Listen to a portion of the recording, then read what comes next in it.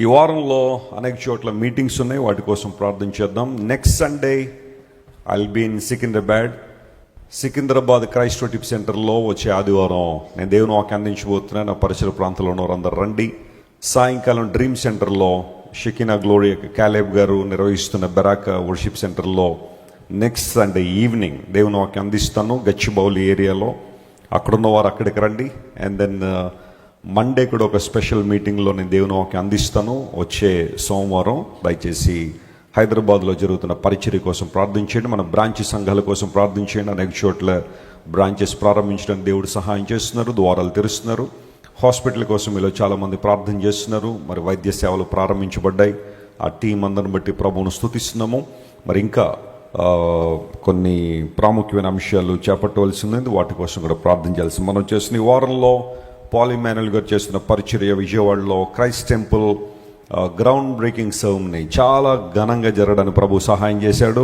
Praise the Lord. అందరం కూడా దేవుని స్తుతిద్దాం. మరి పాల్ ఇమ్మాన్యుయల్ గారిని పాల్ గారు చేస్తున్న పరిచర్యను బట్టి మేము చాలా ప్రభువును స్తుతిస్తున్నాము. 2018లో వారు విజయవాడ వెళ్ళిన తర్వాత ఒక 70 మందితో ప్రారంభించిన పరిచర్య ఈ రోజున వేలాదిగా విస్తరించబడి నాకు అప్పుడప్పుడు అనిపిస్తుంది పాల్ గారికి అంత ఓపిక ఎక్కడ ఉండి వస్తుంది అని. ఆదివారం 4 సర్వీసులు, ఈ రోజు నుండి 5వ సర్వీస్ స్టార్ట్ చేశారు. మరలా 5 సర్వీసెస్ ఇన్ ఏ డే. మరి అప్పుడప్పుడు నాకైతే ఇక్కడ నాన్నగారు చాలా గొప్ప సపోర్ట్ నాకు. కానీ పాల్ గారు అక్కడ 5 సర్వీసులు ఆయన ప్రీచ్ చేయాలి. But thanking God for his grace upon there lifes. Christ temple మందిర నిర్మాణం కోసం ప్రార్థన చేద్దాం. మన వర్షిప్ సెంటర్ నుండి కూడా ఒక కాంట్రిబ్యూషన్ మనం ఇద్దాం. మనందరం కలిసి చేతులు వేసి ఆ పరిచర్యకు సహకరిద్దాం. దయచేసి సిద్ధపడండి. గ్రౌండ్ బ్రేకింగ్ సెరమనీ జరిగింది. మరి ఇప్పటికే పర్మిషన్స్ కోసం చాలా ధనాన్ని ఖర్చు పెట్టాం. ఎందుకంటే విజయవాడ పట్టణం మీకు తెలుసు, ఆ ల్యాండ్ కాస్ట్ కానివ్వండి, లేదంటే ప్రతి పర్మిషన్ ఈ రోజుల్లో లక్షల రూపాయల్లోనే. మరి అవన్నీ కూడా పూర్తి చేయడానికి ప్రభు సహాయం చేశారు. ఇక ముందు కన్స్ట్రక్షన్ మన ముందు ఉంది కాబట్టి దానికోసం ప్రార్థన చేద్దాం. దేవుని పని దేవుడు జరిగిస్తారు ఆయన సమయంలో. అయితే ఈ తరంలో మరి దేవుడు చేస్తున్న ఈ కార్యాల్లో మన యొక్క చేతులు ఉంచడం ద్వారా రానున్న తరాలకు మనం దీవెనకరంగా ఆశీర్వాదకరంగా ఉంటామని చెప్పడానికి నేను చాలా ప్రభువును స్తుతిస్తున్నాను. మీ బైబిల్ చూడాలని ఆశపడితే ఎంతమంది బైబిల్ తెచ్చుకున్నారు? క్రైస్ట్ టిప్ సెంటర్కి వచ్చేటప్పుడు ప్రతి ఒక్కరు కూడా ఒక బైబిల్ తెచ్చుకోవాలి. ప్రతి ఒక్కరి చేతుల్లో బైబిల్ ఉండడం చాలా ఆశీర్వాదకరం. ఈ మాట నాతో చెప్పండి. వాక్యమైన యేసయ్య, నీ సేవకుని ద్వారా నాతో మాట్లాడండి, నన్ను బలపరచండి, నీకు దగ్గరగా రావడానికి సహాయం చేయండి. యేసు నామములో అడుగుచున్నాను, ఆమెన్. ఒకసారి ప్రాంతంలో సంఘంలో ఒక పాస్టర్ గారు దీర్ఘ ప్రసంగాలు చేస్తున్నారు. ప్రసంగం మొదలు పెడితే ఆయనకు ముగించడం రావట్లేదు. అందరు బట్టి సంఘం చాలా విసిగిపోయారు. కొంతమంది రావడం కూడా మానేశారు. సంఘ పెద్దలు కొంచెం డిస్టర్బ్ అయ్యి, అయ్యా పాస్టర్ గారు, మీ ప్రసంగాలు అయితే బాగుంటున్నాయి కానీ మీరు ఎక్కువ టైం తీసేసుకున్నందువలన చాలామంది ఇబ్బందులు పడుతున్నారండి. కొంచెం మీరు సమయం తగ్గించాలా, మీ ప్రసంగాలు అనేక మందికి ఇంకా చేరుకోవాలంటే కొంచెం సమయం తగ్గించండి అని సంఘ పెద్దలు ఆయా సందర్భాల్లో రిక్వెస్ట్ చేస్తున్నప్పటికీ కూడా ఆయన స్టేజ్ క్రింద ఓకే అంటున్నాడు. కానీ స్టేజ్ ఎక్కిన తర్వాత ఆయన దారి ఆయిందే. ఒక రోజున సంఘ పెద్దలందరూ కూడా నిర్ణయం తీసుకుని పాస్టర్ గారిని ఏదో విధంగా కంట్రోల్ చేయాలా, ఆయనకి ఏదైనా ఒక చిన్న మనం సహకరించే ఒక ప్లాన్ ఒకటి చేద్దామని చెప్పి వాళ్ళందరూ కూడా ఒక ప్లాన్ చేసి పాస్టర్ గారిని పిలిచారు. సార్, వచ్చే ఆదివారం మీరు స్టేజ్ ఎక్కక ముందు మా సంఘ పెద్దలు ఒక ఆయన మీకు ఒక మింట్ ఇస్తాడు, లేదంటే ఒక చాక్లెట్ లాంటిది ఇస్తారు. మీరు ఆ చాక్లెట్ నోట్లో వేసుకున్న తర్వాత అది కరిగిపోయేసరికి మీరు ప్రసంగం ముగించేయాలి. బాగుంది కదండి ప్లాన్ అన్నారు. చాలా బాగుందా? చాక్లెట్ కరిగేసరికి నేను ప్రసంగం ముగించేసేలా ప్లాన్ చేసుకుంటాను, మీరు తీసుకొచ్చేయండి అన్నాడు. సరే, అందరూ ఆసక్తిగా వచ్చారు. ఆదివారం దేవుని సేవకుడు స్టేజ్ ఎక్కాడు. అనుకున్నట్టుగానే సంఘ పెద్దల్లో ఒక ఆయనకి ఒక చాక్లెట్ ఇచ్చారు. ఆయన నోట్లో వేసుకుని ప్రసంగం స్టార్ట్ చేశాడు. 5 నిమిషాలు అయింది, అరగంట అయింది, గంట అయింది, 2 గంటలైంది. అనర్గళంగా ఆయన వాక్యం చెప్పేస్తూనే ఉన్నాడు. సంఘ పెద్దలు వాక్యం వినకుండా వాళ్ళందరూ డిస్కషన్ ఏంటంటే, చాక్లెట్ ఇచ్చాం కదా, మింట్ ఇచ్చాం కదా, అది 5 నిమిషాల కన్నా ఎక్కువ ఉండదు కదా, 2 గంటలు ఈయన ఎందుకు వాక్యం చెప్పేస్తున్నారు, మర్చిపోయారేమో అని చెప్పి వాళ్ళందరూ వాళ్ళందరూ ఆలోచన చేస్తూ ఉన్నారు. ఈ లోపల 2.5 గంటల తర్వాత మెసేజ్ ముగించిన తర్వాత ఆ సంఘ పెద్దలందరూ కలిసి, సార్ మీకు మింట్ ఇచ్చాం కదా, అది అయిపోయేసరికి ప్రసంగం ముగించేమన్నాం కదా, ఎందుకు ముగించలేదంటే మింట్ ఇంకా అవ్వలేదు నాయన, ఇంకా నోట్లో అలాగే ఉందన్నాడు ఆయన. అదేంటి మింట్ ఇంతసేపు ఉంటామేంటి అని చెప్పి ఏమిచ్చారు అని చూస్తే వాళ్ళు ఇచ్చింది మింటు కాదు. ఒకవేళ వాళ్ళు మింట్ ఇచ్చినా ఈయన ఏం చేశారో తెలుసా, ఆయన సూట్ పాకెట్లో ఒక ఎక్స్ట్రా బటన్ ఒకటి ఉంటుంది. సూట్లు వేసుకున్న వాళ్ళకి తెలుసు, ఒకవేళ ఈ బటన్స్ ఏమన్నా పోతే మళ్ళీ దొరకవేమోనని చెప్పి ఆ మేకర్స్ ఒక ఎక్స్ట్రా బటన్ పాకెట్లో ఉంచుతారు. ఈయన ఆ మింట్కి బదులుగా వేసేసుకున్నాడు, లోపల బటన్ వేసేసుకుని, ఇంకా అది 2.5 గంటలేంటి, 2.5 రోజులైనా ఉంటుంది అది. ఇక్కడ 2 విషయాలు గమనించాలి. దేవుని సేవకులుగా మా సమయాన్ని మేము గుర్తిస్తాం ఖచ్చితంగా. కొన్ని సందర్భాల్లో దేవుని సేవకులు ఆత్మావేశంతో ఒక 5 నిమిషాలు ఎక్కువ చెప్పినా మీరేం చేయకూడదో, విసిగిపోకూడదు. కొంతమందికి ఎక్కడ లేని విసుగుదల అంతా ఎక్కడొచ్చేస్తుంది, దేవుని మందిరంలోనే. ఇంకెక్కడా విసుగుదల రాదు. సినిమాలు చూసేవాళ్ళు చూడండి, సరిపోవట్లేదంట వాళ్ళకి సమయం. 3 గంటలు తీసినా ఇంకా కావాలంటున్నారు వాళ్ళు. ఎంటర్టైన్మెంట్ సెంటర్లో చూడండి, అయిపోయింది వెళ్ళిపోండి అన్నా వెళ్ళిపోవట్లేదు జనం, అలాగే ఉంటున్నారు. కొన్నిసార్లు దేవుని వాక్యం ఒక 5 నిమిషాలు సేవకులు కొంచెం ఎక్కువ చెబితే కంగారు పడేవాళ్ళు ఉన్నారు. మా ప్లాన్స్ అన్ని డిస్టర్బ్ అయిపోయినాయండి అని విసుక్కునే వాళ్ళు ఉన్నారు, సనుక్కునే వాళ్ళు ఉన్నారు. ఇంకొంతమంది మేము ఇంకే మందిరానికి, మాకు ఇక్కడ ఎక్కువసేపు చెప్పేస్తున్నారు వాక్యం అని మానేసే వాళ్ళు కొంతమంది ఉంటారు. Make sure when you come to Christ Worship Center, prepare your mind to hear God's word at least 1 hour. నేను పదే చెప్తున్నా, దేవుని మందిరానికి వచ్చేటప్పుడు మీరు మైండ్ ప్రిపేర్ చేసుకుని వచ్చేయండి. 1 గంట దేవుని వాక్యం మీకు అందాలా, దేవుని వాక్యం అందించే బాధ్యత మా మీద ఉంది. కొన్ని సందర్భాల్లో ఒకవేళ సమయానుకూలంగా ఒక 5-10 నిమిషాలు అటు ఇటు అవ్వచ్చు, కానీ 1 గంట సమయం అయినా దేవుని వాక్యం మనం సాలిడ్గా వింటే దేవుని కార్యాలు స్పష్టంగా మనం చూస్తాం. వినటం వల్ల ఏం కలుగుద్ది అన్నాడు, విశ్వాసం. Faith comes by hearing. వ్యర్థమైన విషయాలు వినడం ద్వారా విశ్వాసం వస్తుంది. నీ ఉన్న విశ్వాసం కూడా పోతుంది కొన్ని సందర్భాల్లో. ఎందుకోసం అంటే లోక సంబంధన విషయాలు, లోక సంబంధన తత్వజ్ఞానం, లోక సంబంధన ఆలోచనలు కొన్నిసార్లు నీ విశ్వాసాన్ని కూడా బలహీనపరుస్తాయి. But when you keep on hearing God's word, you will grow in faith, and that faith will bring miracles into your life. ఏ విశ్వాసం అయితే నీ జీవితంలోకి అద్భుతాలను తీసుకొస్తుందో అదే విశ్వాసంలో బలపడాలి అంటే వాక్యాన్ని ఎక్కువ వినాలి. వినడం మాత్రమే కాకుండా వాక్యాన్ని అన్వయించుకోగలిగితే దేవుని కార్యాలు స్పష్టంగా మనం చూస్తాం. గ్రంథాలు తెరుద్దాం. ఈరోజు ఒక ప్రాముఖ్యమైన వ్యక్తిని మీ ముందుకు తీసుకురావాలని నేను కోరుతున్నాను. మత్తయి సువార్త 10వ అధ్యాయం 2వ వచనం నుండి నేను 4వ వచనం వరకు అక్కడున్న మాటలు చదువుతాను. బైబిల్ ఉన్నవారందరూ తెరిచి చూడాల్సింది మనం చేస్తున్నాను. The gospel according to Matthew chapter 10 and let us read from verse 2. ఆయన 12 మంది అపోస్తలుల పేర్లు ఏమనగా, మొదట పేతురు అనబడిన సీమోను, అతని సహోదరుడు ఆంద్రేయ, జబదయి కుమారుడు యాకోబు, అతని సహోదరుడు యోహాను, ఫిలిప్పు, బర్తొలోమయి, తోమ, సుంకరే అయిన మత్తయి, అల్ఫై కుమారుడు యాకోబు, ఆయన్ని చిన్న యాకోబు అని కూడా పిలుస్తారు. ఆ తర్వాత తద్దయి అను మారు పేరు గల లెబ్బయి, ఈయన్నే యూదా అని కూడా పిలుస్తారు. బైబిల్ అందులో ఈయనకే యూదా అనే పేరు కూడా ఉంది.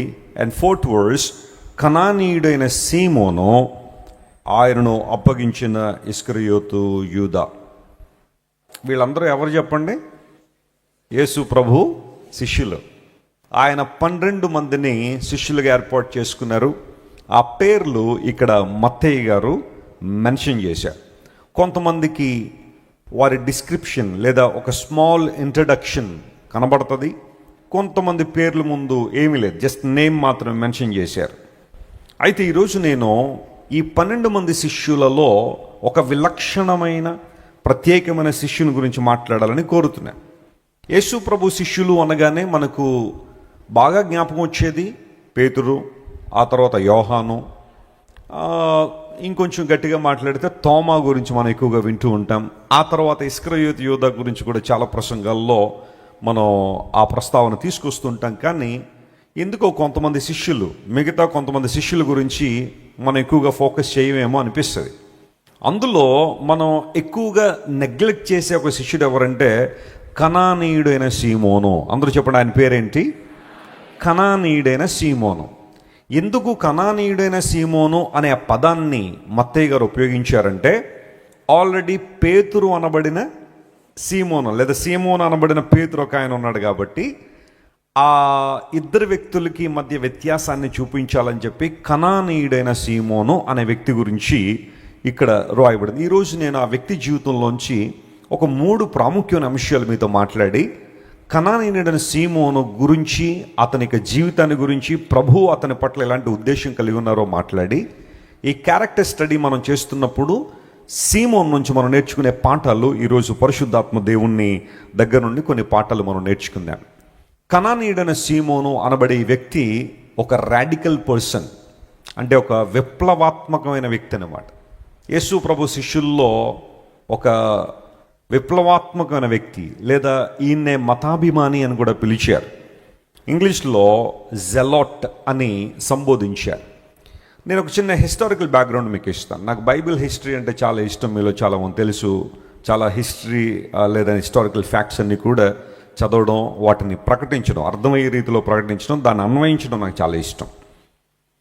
పూర్వదినాల్లో యూదా ప్రజల్లో 3 ప్రాముఖ్యమైన విభాగాలు ఉండేవి. జాగ్రత్త వినండి. There were 3 sects in Jewish community. The first one was Pharisees. వారిని పరిసయ్యులు అనేవారు. పరిసయ్యులు అంటే సెపరేటెడ్ పీపుల్. వారు కొంచెం ఉన్నవారందరిలో కూడా బాగా భక్తి ఎక్కువగా ఉన్నవారు, లేఖనాలు బాగా తెలిసినవారు. ఆ తర్వాత కొన్ని సందర్భాల్లో ఆ జూయిష్ కమ్యూనిటీలో చాలా ప్రాముఖ్యమైన స్థానంలో పరిసయ్యులు ఉండేవారు. అది మొదటి గుంపు. రెండవది సద్దూకయ్యులు అనేవారు ఉండేవారు. సాడ్యూసీస్ అంటారు వాళ్ళని. వీరు కూడా సెన్హెడ్రిన్లో ఎక్కువ మెంబర్షిప్ వీళ్ళదే ఉండేది. ఇందులో ఎక్కువగా ధనికులు కూడా ఉండేవారు. కొంచెం బాగా డబ్బున్న వాళ్ళు సాడ్యూసీస్లో ఉండేవారు. వీళ్ళు కూడా జూయిష్ కమ్యూనిటీలో ఒక విభాగం. 3వ విభాగం ఉండేవారు, వారిని ఎస్సీన్స్ అనేవారు. ఎస్సీన్స్ అనబడే ఆ గుంపు ఇంకా ప్రత్యేకం అన్నమాట. వాళ్ళు ఏం చేసేవారంటే లేఖనాలను చేతితో రాసేవారు. ఇప్పుడంటే ప్రింటింగ్ మెషిన్లు వచ్చేసాయి, లేదంటే ఫోటో కాపీస్ వచ్చేసాయి, ఫోటో కాపీయింగ్ మెషిన్స్ వచ్చేసాయి. కానీ పూర్వదినాల్లో ఒకరి నుండి మరొకరికి కాపీ కావాలి అంటే హ్యాండ్ రైటింగ్ చేయాల్సిందే. లేఖనాలను వారు ఏం చేసేవారంటే హ్యాండ్ కాపీయింగ్ చేసేవారు. ఎక్కడైనా యెహోవా అనే మాట వస్తే 7 సార్లు స్నానం చేసి వచ్చి రాసేవారట ఆ మాట. అంత పవిత్రంగా ఆ మాటను ఎంచేవారు వాళ్ళు. యెహోవా అనే మాట రాయాల్సిన ప్రతి చోట 7 సార్లు స్నానం చేసి వచ్చి రాసేవారంటే వారి భక్తి, వారి నిష్ఠ ఎంత గొప్పదో మీరు ఆలోచించేయండి. ఎస్సీన్స్ అనే గుంపు అందుకు వారు డెడికేట్ చేసుకున్నారు. కుమ్రాన్ గుహల్లో బైబిల్ వ్రాతపతులు, అంటే పురాతన బైబిల్ మాన్యుస్క్రిప్ట్స్ దొరకడానికి కారణం ఈ ఎస్సీన్సే. వాళ్ళు ఏం చేశారంటే కొండల్లో వాటిని పెట్టేసి అక్కడి నుంచి దూరంగా వెళ్ళిపోయారు. రోమన్లు ఇశ్రాయేల్ దేశం మీదకి వచ్చి వారందరినీ చంపేసినప్పుడు, ఇబ్బంది పెట్టినప్పుడు ఎస్సీన్స్ ఏం చేశారంటే మనం చనిపోయిన పర్వాలేదు, దేవుని వాక్యం మాత్రం శత్రువులు దొరకకూడదని చెప్పి వాటిని కొండల్లో పెట్టి కుమ్రాన్ కేవ్స్లో దాచిపెట్టేసి వెళ్ళిపోయారు. ఆ తర్వాత వారిలో చాలామంది చనిపోయారు. కానీ 1900 సంవత్సరాల తర్వాత కుమ్రాన్ గుహల్లో ఉన్న బైబిల్ మాన్యుస్క్రిప్ట్లు 2 మహమ్మదీయ సహోదరుల ద్వారా బయటకు వచ్చాయి. అవన్నీ చరిత్ర చాలాసార్లు మీకు చెప్పాను. ఇప్పుడు ఆ వ్రాతపత్రులన్నీ కూడా ఇస్రాయేల్ మ్యూజియంలో చాలా భద్రంగా ఉన్నాయి. బైబిల్ని ఆల్టర్ చేసేశారు, బైబిల్ని మార్చేశారని కొంతమంది వాదిస్తారు చూసారా. అలాంటి వారందరి వాదన తప్పు అని డెడ్ సీ స్క్రోల్స్, మృత సముద్రపు వ్రాతపత్రులు ఇప్పటికీ కూడా తెలియచేస్తూనే ఉన్నాయి. అయితే 4వ గుంపు, అంటే 3 గుంపులు చెప్పాను మీకు. అయితే ఇప్పుడు నేను చెబుతున్న ఈ గుంపు 4వ గుంపు అంటారు. వీరిని జెలాట్స్ అంటారు. అందరూ చెప్పండి, వీరిని ఏమంటారు? జెలాట్స్. తెలుగులో వీరిని జెలోతీయులు అన్నారు. అసలు వీళ్ళెవరు, ఏంటి సంగతి అంటే, అదే యూదా జాతిలో కొంతమంది యవనస్తులు ఒక గుంపుగా చేరారు. ఆ గుంపు యొక్క ఆలోచన ఏంటంటే రోమన్లను సింహాసనం నుండి తొలగించి యూదా రాజ్య స్థాపన చేయాలి అనే మైండ్ సెట్ కలిగిన వాళ్ళందరూ కూడా గుంపు అయ్యారు. వీరికి నాయకుడు ఎవరంటే అతని పేరు కూడా యోధా. అంటే బైబిల్లో ఇస్కరియోతు యోధా కాదు, మరొక ఆయన పేరు. అతన్ని యూదా గమాలా అని పిలుస్తారు. యూదా గమాలా ఆయన లీడర్ అనమాట వాళ్ళకి, ఆ యూత్ అందరికీ. ఆ తర్వాత మరొక ఆయన ఉన్నాడు, అతని పేరు జాదోక్, తెలుగులో సాదోకు అంటారు. సాదోక్ అనక ఆయన ఓల్డ్ టెస్ట్మెంట్లో యాజకుడు ఉన్నాడు, ఆయన కాదు. ఈయన వేరే వ్యక్తి, ఈయన పేరు కూడా సాదోకు. ఈ సాదోకు మరియు యూదా ఇద్దరు కలిసి ఈ జెలాట్స్ అనే మూవ్మెంట్ స్టార్ట్ చేశారు. ఇది ఎప్పుడు స్టార్ట్ అయింది అంటే క్రీస్తు శకం 6వ సంవత్సరంలో, అంటే 6 AD ఇది స్టార్ట్ అయింది. మనందరికీ తెలుసు సెన్సెస్ అనేవి యేసు ప్రభు వారు పుట్టిన కాలంలో సెన్సెస్ తీశారు. కైసర్ ఔగుస్తు వలన ఆజ్ఞ ఆయను. అప్పుడు కురేనియు సిరియా దేశానికి ఎలా ఉన్నాడు, అధిపతిగా ఉన్నప్పుడు సెన్సెస్ తీశారు కదా. ఆ సెన్సెస్ని వ్యతిరేకరించారు వీళ్ళందరూ కూడా. కొన్నిసార్లు కూడా గవర్నమెంట్ ఏదైనా పనులు చేస్తుంటే కొంతమంది వ్యతిరేకిస్తూ ఉంటారు, ఎందుకంటే వాళ్ళకి ఇష్టం లేక, లేదా దానిలో ఏమైనా లోపాలు ఉంటే వాటిని సరిచేయమని అడుగుతూ ఉంటారు కదా. అలాగే వీళ్ళు కూడా రోమన్ల యొక్క ఆధిపత్యాన్ని, కొన్ని సందర్భాల్లో వారు కైసరిని దేవునిగా గుర్తించాలని వారు చేసే ఒత్తిడిని వీరు బహిరంగంగా ఖండించి ఆర్మ్డ్ ఫోర్సెస్గా సిద్ధపడ్డారు. వీరికి వెపన్స్ ఎక్కడి నుంచి మనకు లభించాయో తెలియదు, కానీ మెల్లమెల్లగా వీరు వెపన్స్ కూడా పోగు చేసుకుని మెల్లగా వీరు ఒక గ్రూపును తయారు చేసి రోమన్ల మీద మనం ఎప్పటికైనా పోరాడాలి, వారి మీద ఎదురాడాలి, వారిని జయించాలా, మన రాజ్యంలో యోధా స్థాపన జరగాలని ఇస్కరియోతు యూదాకి ఎలాగైతే ఒక ఆలోచన ఉండేదో, లేదా కొంతమంది చరిత్రకారులు ఉంటారు బరబ్బాకు కూడా ఎలాంటి ఆలోచన ఉండేదో, ఈ యవనస్తులు కూడా అలాంటి ఆలోచనే. యవనస్తులు గుంపు కట్టారంటే అది చాలా జాగ్రత్తగా ఉండాలి. ఎందుకోసం తెలుసా, ఆ యూత్ పవర్ అనేది కొన్ని సందర్భాల్లో చాలా బలంగా ఉంటుంది. ఈ మధ్య కాలంలో భారతదేశంలో జరిగిన సంఘటన కూడా మనకు తెలుసు. ఒక chief justice of supreme court యువతని బొద్దింకలు అన్నాడంట ఆయన. మరి ఏ ఉద్దేశంతో అన్నాడో మనకే తెలియదు. ఆ స్థాయిలో ఉండి కొంతమంది, అందరిని అనున్నాడు ఆయన, కొంతమందిని బొద్దింకల్లాగా ఉన్నారు మీరు అనేసరికి ఒక పార్టీ పెట్టేశారు ఆ పేరుతో.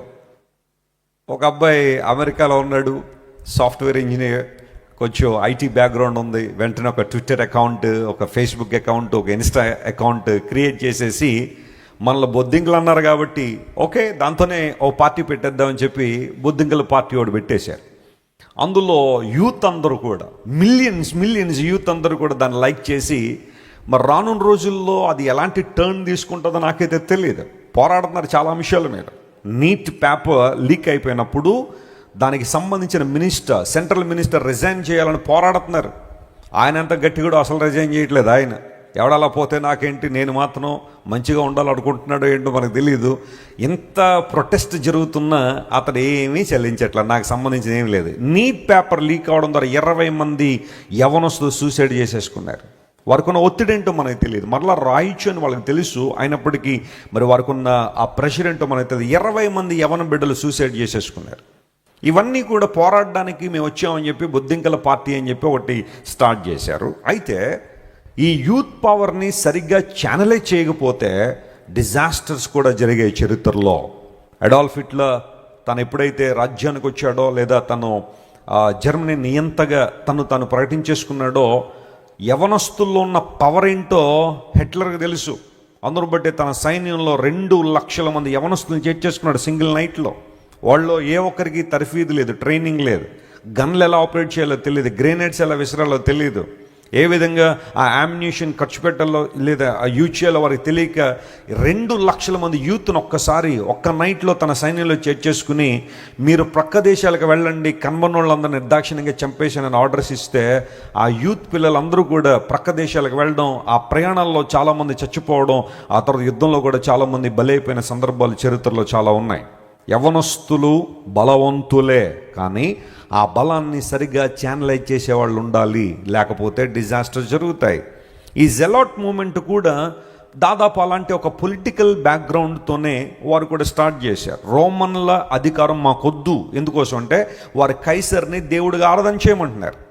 యూదా జాతి వారు దేవుణ్ణి తప్ప మరెవరిని ఆరాధన చేయకూడదని బోధించబడ్డారు గనుక, లేదా వారు గైడ్ చేయబడ్డారు కాబట్టి కైసర్ మేము దేవునిగా అంగీకరించాం. కైసరు కూడా ఓకే అని గనక వారు అనుంటే వారు చాలా కష్టాలను తప్పించుకునేవారు. కానీ అన్కాంప్రమైజింగ్ లైఫ్ వారు లీడ్ చేయాలనుకున్నారు కాబట్టి ఇబ్బందులు వచ్చాయి. ఆ తర్వాత రోమన్స్కి మేము ట్యాక్స్ కట్టాం, ఎందుకంటే మేము కట్టిన ట్యాక్స్తో రోమన్ గవర్నమెంట్ వేరే వేరే ప్రాజెక్ట్స్లో లేకపోతే వేరే వేరే విషయాల్లో వాటిని కట్ చేస్తున్నారు కాబట్టి రోమన్స్కి ట్యాక్స్ కట్టొద్దు అని వాళ్ళు నిర్ణయించుకుని ఆ రోమన్ ప్రభుత్వమే తిరుగుబాటు చేయడం ప్రారంభించారు. నేను చెప్పినట్టుగా యూదా మరియు సాధువు కనబడే ఇద్దరు కూడా ఆ యూత్ అందరినీ చేసుకుని గ్యాలిలీ ప్రాంతంలో ప్రాముఖ్యంగా జెలాట్స్ అనే మూమెంట్ని వారు తీసుకొచ్చారు. ఇప్పుడు ఇతడు కూడా ఆ గ్రూపుకి చెందినవాడే. కనానీయుడైన సీమోన్ అనబడేకి youngster, very dynamic, powerful, vibrant young man belonged to that group. ఇతని పేరు కనానీయుడైన సీమోను అని బైబిల్లో రాయబడితే, కనానీయుడు అంటే మనకు మామూలుగా అర్థమయ్యేది ఏంటంటే కనాన దేశానికి సంబంధించిన వాడని, లేదా కనీసం కానా అనే ప్లేస్ నుండి ఏమన్నా వచ్చాడేమో అని కొంతమంది ఆలోచన చేయొచ్చు. కానీ కనానీయుడని ఇక్కడ రాయబడిన ఆ పదం కనాను దేశం వాడని కాదు. అక్కడ అరామైక్లో QANAN అది కూడా కనాన్ అని పిలుస్తారు. అరామైక్లో కనాన్ అనే పదం ప్యాషనేట్ అని అర్థం, లేదా జెలాట్ అనే ఆ పదానికి అరామైక్ వర్డ్ అన్నమాట కనానీయుడు అనే పదం. యేసుక్రీస్తు ప్రభు శిష్య బృందంలో ఈ వ్యక్తి రావడానికి ప్రధానమైన కారణం ఏమై ఉండొచ్చు? దేవుడు ఎలా ఎన్నుకున్నాడు అతన్ని?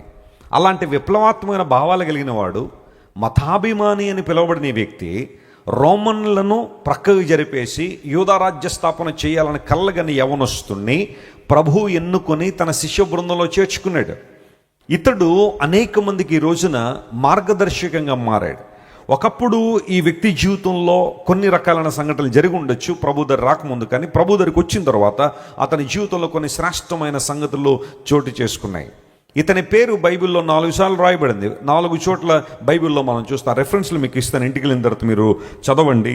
లూకా సువార్త 6వ అధ్యాయం 17వ వచనం, ఆ తర్వాత మత్తయి సువార్త 10:4 ఇక్కడ ఆల్రెడీ మనం చదువుకున్నాం. ఆ తదుపరి మార్కు సువార్త 3:18 ఈయన పేరు అక్కడ కనబడుతుంది. ఆ తర్వాత అపోస్తుల కార్యగ్రంథం 1వ అధ్యాయం 13వ వచనం. So 4 times his name mentioned in the Bible. Simon the Canaanite, కనానీయుడైన సీమోను అనబడి ఈ వ్యక్తి గురించి ఈరోజు మనం కొన్ని ప్రాముఖ్యమైన అంశాలు మనం ధ్యానం చేద్దాం. మొట్టమొదటి అంశం ప్రియులారా, యేసుక్రీస్తు ప్రభు ఇతని జీవితాన్ని ఎలా ట్రాన్స్ఫార్మ్ చేశారంటే, ఇతని హ్యూమన్ జీల్ కింగ్డమ్ జీల్గా మార్చబడింది. స్తోత్రం చెప్దాం, హల్లెలూయా.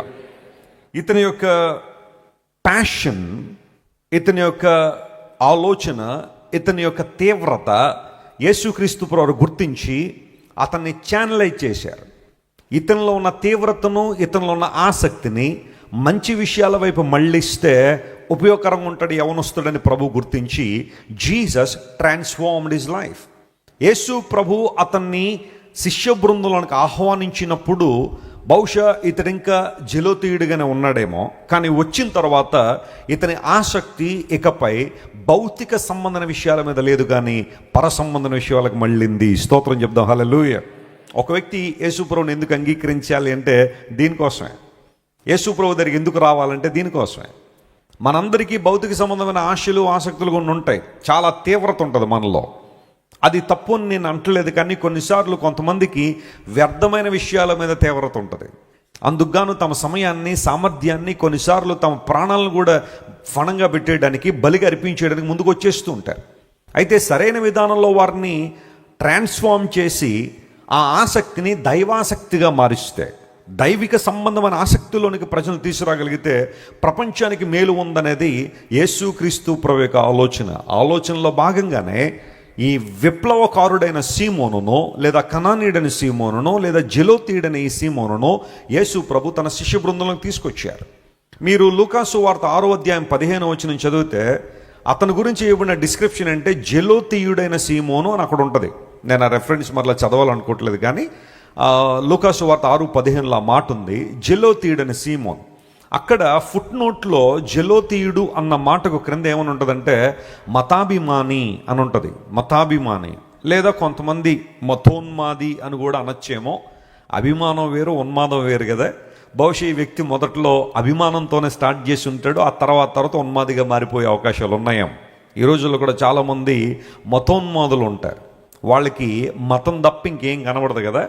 మతం మతం మతం, అందులో ఏముందో తెలియదు, ఏంటో సంగతి అర్థం కాదు. రోడ్ల మీదకి వచ్చేసి చొక్కాలు చింపేసుకుంటూ ఉంటాడు, దుర్లేస్తూ ఉంటాడు. ఇతర మతస్థులు ఎవరైనా కనబడితే వాళ్ళ మీద దాడులు చేస్తూ ఉంటారు. కారణం ఏంటంటే ఆ మతోన్మాదం కొంతమందికి తలకెక్కేసింది. మన భారతదేశంలో ఈ రోజుల్లో కొంతమంది, అందరూ ఇలా ఉంటారని అంటలేదు కానీ కొంతమంది మతోన్మాదంతోనే ఊగిపోతున్నారు. ఎలక్షన్లు వస్తే మతం పేరు మీదే ఓట్లు కావాలా, ప్రజలందరినీ ఇక్కడ మతాల పేరు మీద చేల్చాలా, గొడవలు పెట్టాలా, అప్పుడే వాళ్ళ మనుగడ సాధించబడుతుందని ఆలోచన. కొంతమంది రాజ్యాంగబద్ధమైన స్థానాల్లోకి వచ్చి రాజ్యాంగాన్ని కాపాడుతాము, సమైక్యతను కాపాడుతాము, సమానత్వాన్ని కాపాడుతామని ప్రమాణాలు చేసేసి ఆ స్థానాలకు వచ్చేసి ఈ రోజున చాలామంది మధ్య చిచ్చులు పెట్టే రాజకీయవేత్తలు కొంతమంది ఉన్నారు. బ్యాంకులకి డబ్బులు ఎగ్గొట్టేసి 1000 కోట్లు పేదోళ్ళని దోచేసి ఇప్పుడు వచ్చేసి వాళ్ళు ఏదో భారతదేశాన్ని ఉద్ధరించేసే వ్యక్తులుగా కొంతమంది మీద చిచ్చులు పెట్టేసి పబ్బం గడిపేసుకున్న కొంతమంది ఉంటారు చూసారా, మతోన్మాదులు అంటారు వాళ్ళు. ఇతను కూడా బహుశా మతాభిమానిగా స్టార్ట్ చేసి మతోన్మాద అయిపోయే అవకాశాలు కనబడుతున్న సమయంలో జీసస్ కాట్ హిమ్, యేసయ్య పట్టుకున్నాడు. స్తోత్రం చెప్పండి, హల్లెలూయా. యేసు క్రీస్తు ప్రభు యొక్క ఆగమనం ఒక వ్యక్తి జీవితంలో ఒక సుందరమైన మలుపు. చప్పట్లు కూడా దేవుని మహిమపరచండి, హల్లెలూయా. Jesus never came to change your religion or community, but he came to this world to transform your life. నీ హ్యూమన్ జీల్ని డివైన్ జీల్గా లేకపోతే హోలీ జీల్గా మార్చగలిగే దేవుడు ఆయన. నీలో ఉన్న ఆసక్తిని పరిశుద్ధమైన ఆసక్తిగా దేవుడు తీసుకొస్తాడు. కనానీయుడైన సీమోను తన యవన బలాన్ని ఏదో ఒక సిద్ధాంతం కోసం లేదా ఒక దర్శనం కోసం తీవ్రత కలిగి పనిచేస్తున్న ఆ వ్యక్తిని యేసు ప్రభు పిలిచాడు. ప్రభువా, నీకెందుకు ఆ వ్యక్తి కావాలి? Why do you need Simon the Canaanite? He was a zealot. Why do you need him? అతడు రోమన్ ప్రభుత్వం పడగొట్టి యూదా రాజ్య స్థాపన జరగాలని ఉవ్విళ్ళూరుతున్న యవనస్తుడు నీ పరిచర్యలో ఎందుకు? నీ సేవలో ఎందుకు? నీ సేవ అనేక మందిని కట్టే సేవ, నీ సేవ అనేక మందిని బాగు చేసే సేవ, నీ సేవ అనేక మందికి పరలోక రాజ్య విషయాలు తెలియచేసే సేవ, నీ సేవ అనేక మందిని లేవనెత్తి బలపరిచి స్థిరపరిచి ధైర్యపరిచే సేవ. Do you really need that young man who is so jealous for his Kingdom? తన రాజ్యం స్థాపించబడం, తన ప్రజల అభివృద్ధి పొందాలనే ఒకే ఒక ఆలోచనతో పనిచేస్తున్న యవనస్తు నీకు ఎందుకు కావాలంటే ప్రభువు అని ఉంటాడు, ఇతనిలో ఆసక్తి ఉంది, ఆ ఆసక్తిని సరైన దారిలో తీసుకొద్దాం. Listen to me my friends. యేసు ప్రభు దగ్గర రావడం ద్వారా మన జీవితాల్లో కలిగే మొదటి అద్భుతం ఏంటి అంటే ఆయన మన తీవ్రతను సరైన విధానాల్లో వినియోగిస్తారు. మన ఆసక్తిని సరైన విధానాలకు మళ్ళిస్తారు. ఈరోజు ఒక ప్రశ్న అడుగుతున్నాను నిన్ను, నీ ఆసక్తి దేనికి? కనానీయుడైన సీమోను భౌతిక సంబంధమైన రాజ్యం స్థాపించబడాలా, యూదా ప్రజలు రాజ్యం చేయాలి, సామ్రాజ్యాధినేతలు ఉండాలి, సామంతరాజులు ఉండాలి, ప్రపంచానంతా హస్తగతం చేసుకోవాలని he was always thinking about earthly Kingdom. He was always thinking about political Kingdom.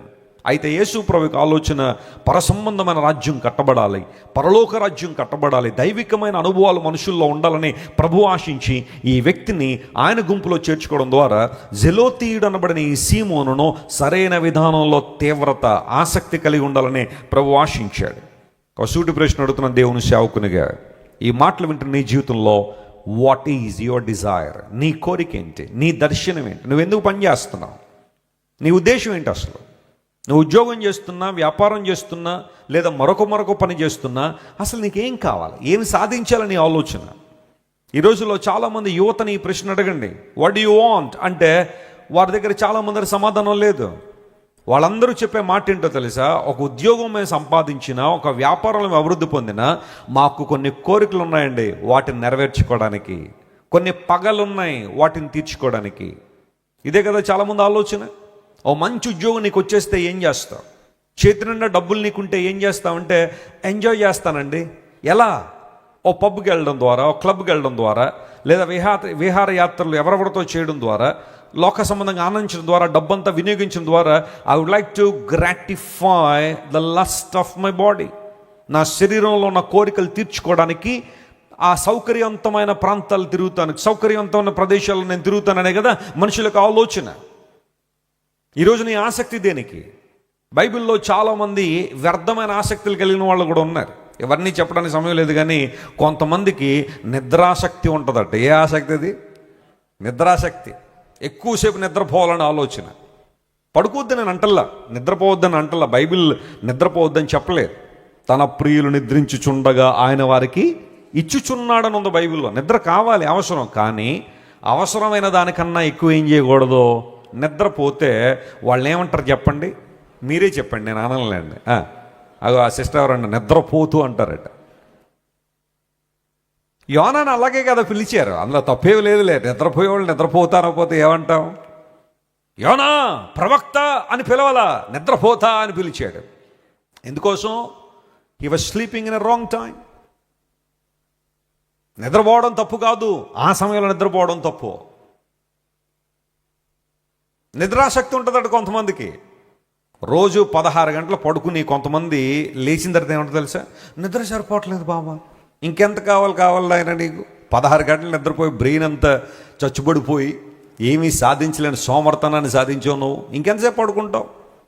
సోమర్తనం మనిషిని దరిద్రాన్ని తీసుకుపోద్దట. దేవుడిని ఆశీర్వదిద్దాం అనుకున్న నీ సోమర్తనం ఆశీర్వాదాన్ని అడ్డుకుంటా ఉంటుంది. నిద్రాసక్తి ఉంది కొంతమందికి. పౌలు గారు రక్షణ పొందక మునుపు ఆయనకు ఒక ఆసక్తి ఉండేదంట. ఏంటి ఆసక్తి తెలుసా?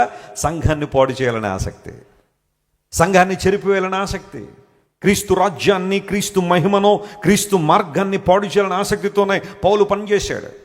కానీ ఎప్పుడైతే దమస్కు గేట్ దగ్గర యేసు ప్రభువుని చూశాడో, when he saw Jesus face to face at the gate of Damascus, his desires were channelized. ఆయన కోరికలు సరైన విధానంలోకి వచ్చాయి. ఇప్పుడు అంటాడు, నా మట్టుకైతే బ్రతుకుడు క్రీస్తే, ఆయన కోసం చనిపోవడానికి కూడా నేను సిద్ధమే. పానార్పణముగా నేను దేవుని కోసం ఏం చేయబడుతున్నాను? పోయబడ్డాను అన్నాడు. ఆ మాటలు మనం మామూలుగా మాట్లాడుకునే చిన్న మాటలు కాదు. అన్నాడు అన్నట్టుగానే ప్రభు కోసం తన జీవితాన్ని అప్పగించాడు. ఈరోజు నీ ఆసక్తి దేనికి? కేవలం భౌతిక సంబంధమైన ఆలోచనలేనా? నువ్వు ఏం పని చేసినా భౌతిక సంబంధమైన ఉద్దేశాల కోసమే పనిచేస్తున్నావా? ఈరోజు మన ఆసక్తిలో మార్పు రావాలి. బైబిల్ అందులో రాయబడింది, బెరాయ విశ్వాసులు లేఖనాలను పరిశోధించడంలో ఏముందంట? వాళ్ళకి ఆసక్తి ఉంది. ఎప్పుడైనా అలాంటి ఆసక్తిని కలిగి ఉన్నావు? బైబిల్ పట్టుకుంటే ఒక 10 చాప్టర్స్ నేను చదవాలి అన్డిస్టర్బ్డ్గా అని ఎప్పుడైనా కూర్చున్నావా? సంవత్సరానికి ఒకసారి బైబిల్ పూర్తి చేయాలని ఇప్పటికి చాలాసార్లు అనుకున్నావు, కానీ ఇప్పటి వరకు పూర్తి చేయలేదు. నువ్వు చెయ్యాలి అని ఎప్పుడైనా అనుకున్నావా? నార్త్ ఈస్ట్ ఇండియాలో ఒక ఆయన కోవిడ్ సమయంలో 22 సార్లు బైబిల్ చదివేశాడట. దేవుని స్తోత్రం చెప్పాడు, హల్లెలూయా. మనం కోవిడ్ సమయంలో ఏం చేసాం? ఆ ఛానల్ ఈ ఛానల్ బట్టి అక్కడ ఎంతమంది చచ్చిపోయారు, ఇక్కడ ఎంతమంది చచ్చిపోయారు, అక్కడ ఎలా చచ్చిపోయారు, ఇక్కడ ఊపిరాడలేదట, వాళ్ళకి ఆక్సిజన్ అందలేదట, ఇవే చూసుకుంటూ కూర్చున్నాం. కానీ బైబిల్ చదివాం మనం 22 సార్లు పూర్తి చేసాడు 3 నెలల్లో. ఇంక చదవడమే బైబిల్. ఇంక అలా చదివి చదివి చదివి దేవుని ధైర్యాన్ని పొందుకున్నాడు, దేవుని యొక్క కార్యాలు చూశాడు. మన జీవితంలో అలాంటి ప్యాషన్ ఉందా? యవనస్తులు ఇక్కడ ఉన్న వాళ్ళందరిని అడుగుతున్నాడు, ఒక్కసారని మీరు బైబిల్ పూర్తి చేశారా? ఎక్కడున్న మీ అందరికీ స్ఫూర్తిగా ఉండని చెప్తున్నాను దేవుని సేవకునిగా. 80 సార్లు పైగా బైబిల్ చదివాను ఇప్పటికి నేను. ఎంత ఇష్టమో బైబిల్. కొన్ని సందర్భాల్లో బ్లెస్సీ గారిని అడగండి, నా ఇంట్లో కింద కూర్చుని చదువుతాను బైబిల్. నేను నాకు ఇగోలు ఇలాంటివి ఏమి ఉండవు, కింద కూర్చుని చదువుతా బైబిల్. దేవుని వాక్యాన్ని గంటలు గంటలు చదువుతాను. నాకు నోట్బుక్ ఉంటుంది, దానిలో రాసుకుంటాను. దేవుడు నాతో మాట్లాడే ప్రతి మాట రాసుకుంటాను. ఇతరులకు బోధించాలని బైబిల్ చదవను ఇప్పుడు నేను. నాకు నేనేం బోధించుకోగలను? దేవుడు నాతో ఏం మాట్లాడతాను బైబిల్ చదువుతాను, నేను నేర్చుకునే విషయాలు మీకు బోధిస్తాను. Do you have a zeal to live for Jesus who died for you on the cross, rose again from the dead? నీ కోసం మరణించి మరణాన్ని జయించిన యేసయ్య కోసం బ్రతకాలనే ఆలోచన నీకుందా? ఆసక్తి నీలో ఉందా? కనానీయుడైన సీమోనికి ఒకప్పుడు ఆసక్తి ఏంటంటే లోక సంబంధంగా ఎర్త్లీ కింగ్డమ్, భౌతిక రాజ్యం కోసం పనిచేశాడు. కానీ ఎప్పుడైతే యేసు క్రీస్తు ప్రభు బృందంలోకి వచ్చాడో ఆయన ఉద్దేశాలు మారే. దేవా, పరలోక రాజ్య విస్తరణ కోసం పనిచేస్తాను. నా ఆలోచనలు, నా శక్తి, నా బలం, నా యవన బలం దేవుని రాజ్యం కోసం వినియోగిస్తానని ఎప్పుడైనా ఆలోచన చేసావా? ఈరోజు యవనస్తులు చాలా శక్తివంతులు. వారికి ఉన్న జ్ఞానం కావచ్చు, వారికి ఉన్న తెలివి కావచ్చు, వారికి ఉన్న మేధస్సు. సాఫ్ట్వేర్ ఇండస్ట్రీలో అందరూ యవనస్తులే దాదాపుగా. అడ్వైజర్స్ ఎక్కడో కొంచెం తలపండిన వాళ్ళు ఉంటారేమో, కానీ most of the young people ఈరోజు సాఫ్ట్వేర్ ఇండస్ట్రీని శాసిస్తూ ఉన్నారు. ఒక ఆర్మీలో పనిచేయాలంటే, ఒక డిఫెన్స్లో పనిచేయాలంటే ఎవరు కావాలి? యవనస్తులు కావాలా? ఉగ్రవాదులకు ఎవరు కావాలి చెప్పండి? యవనస్తులే కావాలి. మీరు చూడండి, కొన్ని సందర్భాల్లో ఉగ్రవాదులను పట్టుకుంటూ ఉంటారు ఆయా దేశాల్లో, అందరూ యవనస్తులే, 20-22 సంవత్సరాల వాళ్ళే. ఎందుకోసం అంటే వారిలో ఉన్న తీవ్రతను కొంతమంది అలా డైవర్ట్ చేసేసి, అరే నువ్వు 10 మందిని చంపి చచ్చిపోతే నీకు పై లోకంలో 72 మంది కన్యలు నీకు ఇవ్వబడతారు అనే ఆ టీచింగ్ వల్లనే కదా చాలామంది ఈ రోజుల్లో ఉగ్రవాదులు అయిపోయారు. వారిలో ఉన్న తీవ్రతను వారి భౌతిక సంబంధ విషయాల కోసం వాడుకున్నారు. మరి దేవుని దగ్గరికి వచ్చేసరికి యవనస్తులు వద్దా? కొంతమంది ఆలోచన ఎలా ఉంటుందంటే, యవన బిడ్డలు లేదా యవనస్తులు ప్రభువుని అంగీకరించాలని సవాలు చేయబడినప్పుడు, దేవుని వాక్యం ద్వారా బోధించబడినప్పుడు వాళ్ళు ఏమంటారు తెలుసా? అప్పుడే ఎందుకండి, మరి ఎప్పుడు వస్తావు ప్రభు దగ్గరికి? తల పండిన తర్వాత, పళ్ళన్నీ ఊడిపోయిన తర్వాత, శరీరం అంతా ముడతలు పడిన తర్వాత, మోకాళ్ళని నొప్పులు వచ్చిన తర్వాత, నిలబడి 4 అడుగులు వేస్తే గిరగరా గిరగరా గిరగరా తిరిగి పడిపోయినప్పుడు, అప్పుడు దిక్కులేని వాడనో ప్రభో. ఎందుకే ఇంకా ఆ టైంలో నువ్వు పాటలు పాడడం?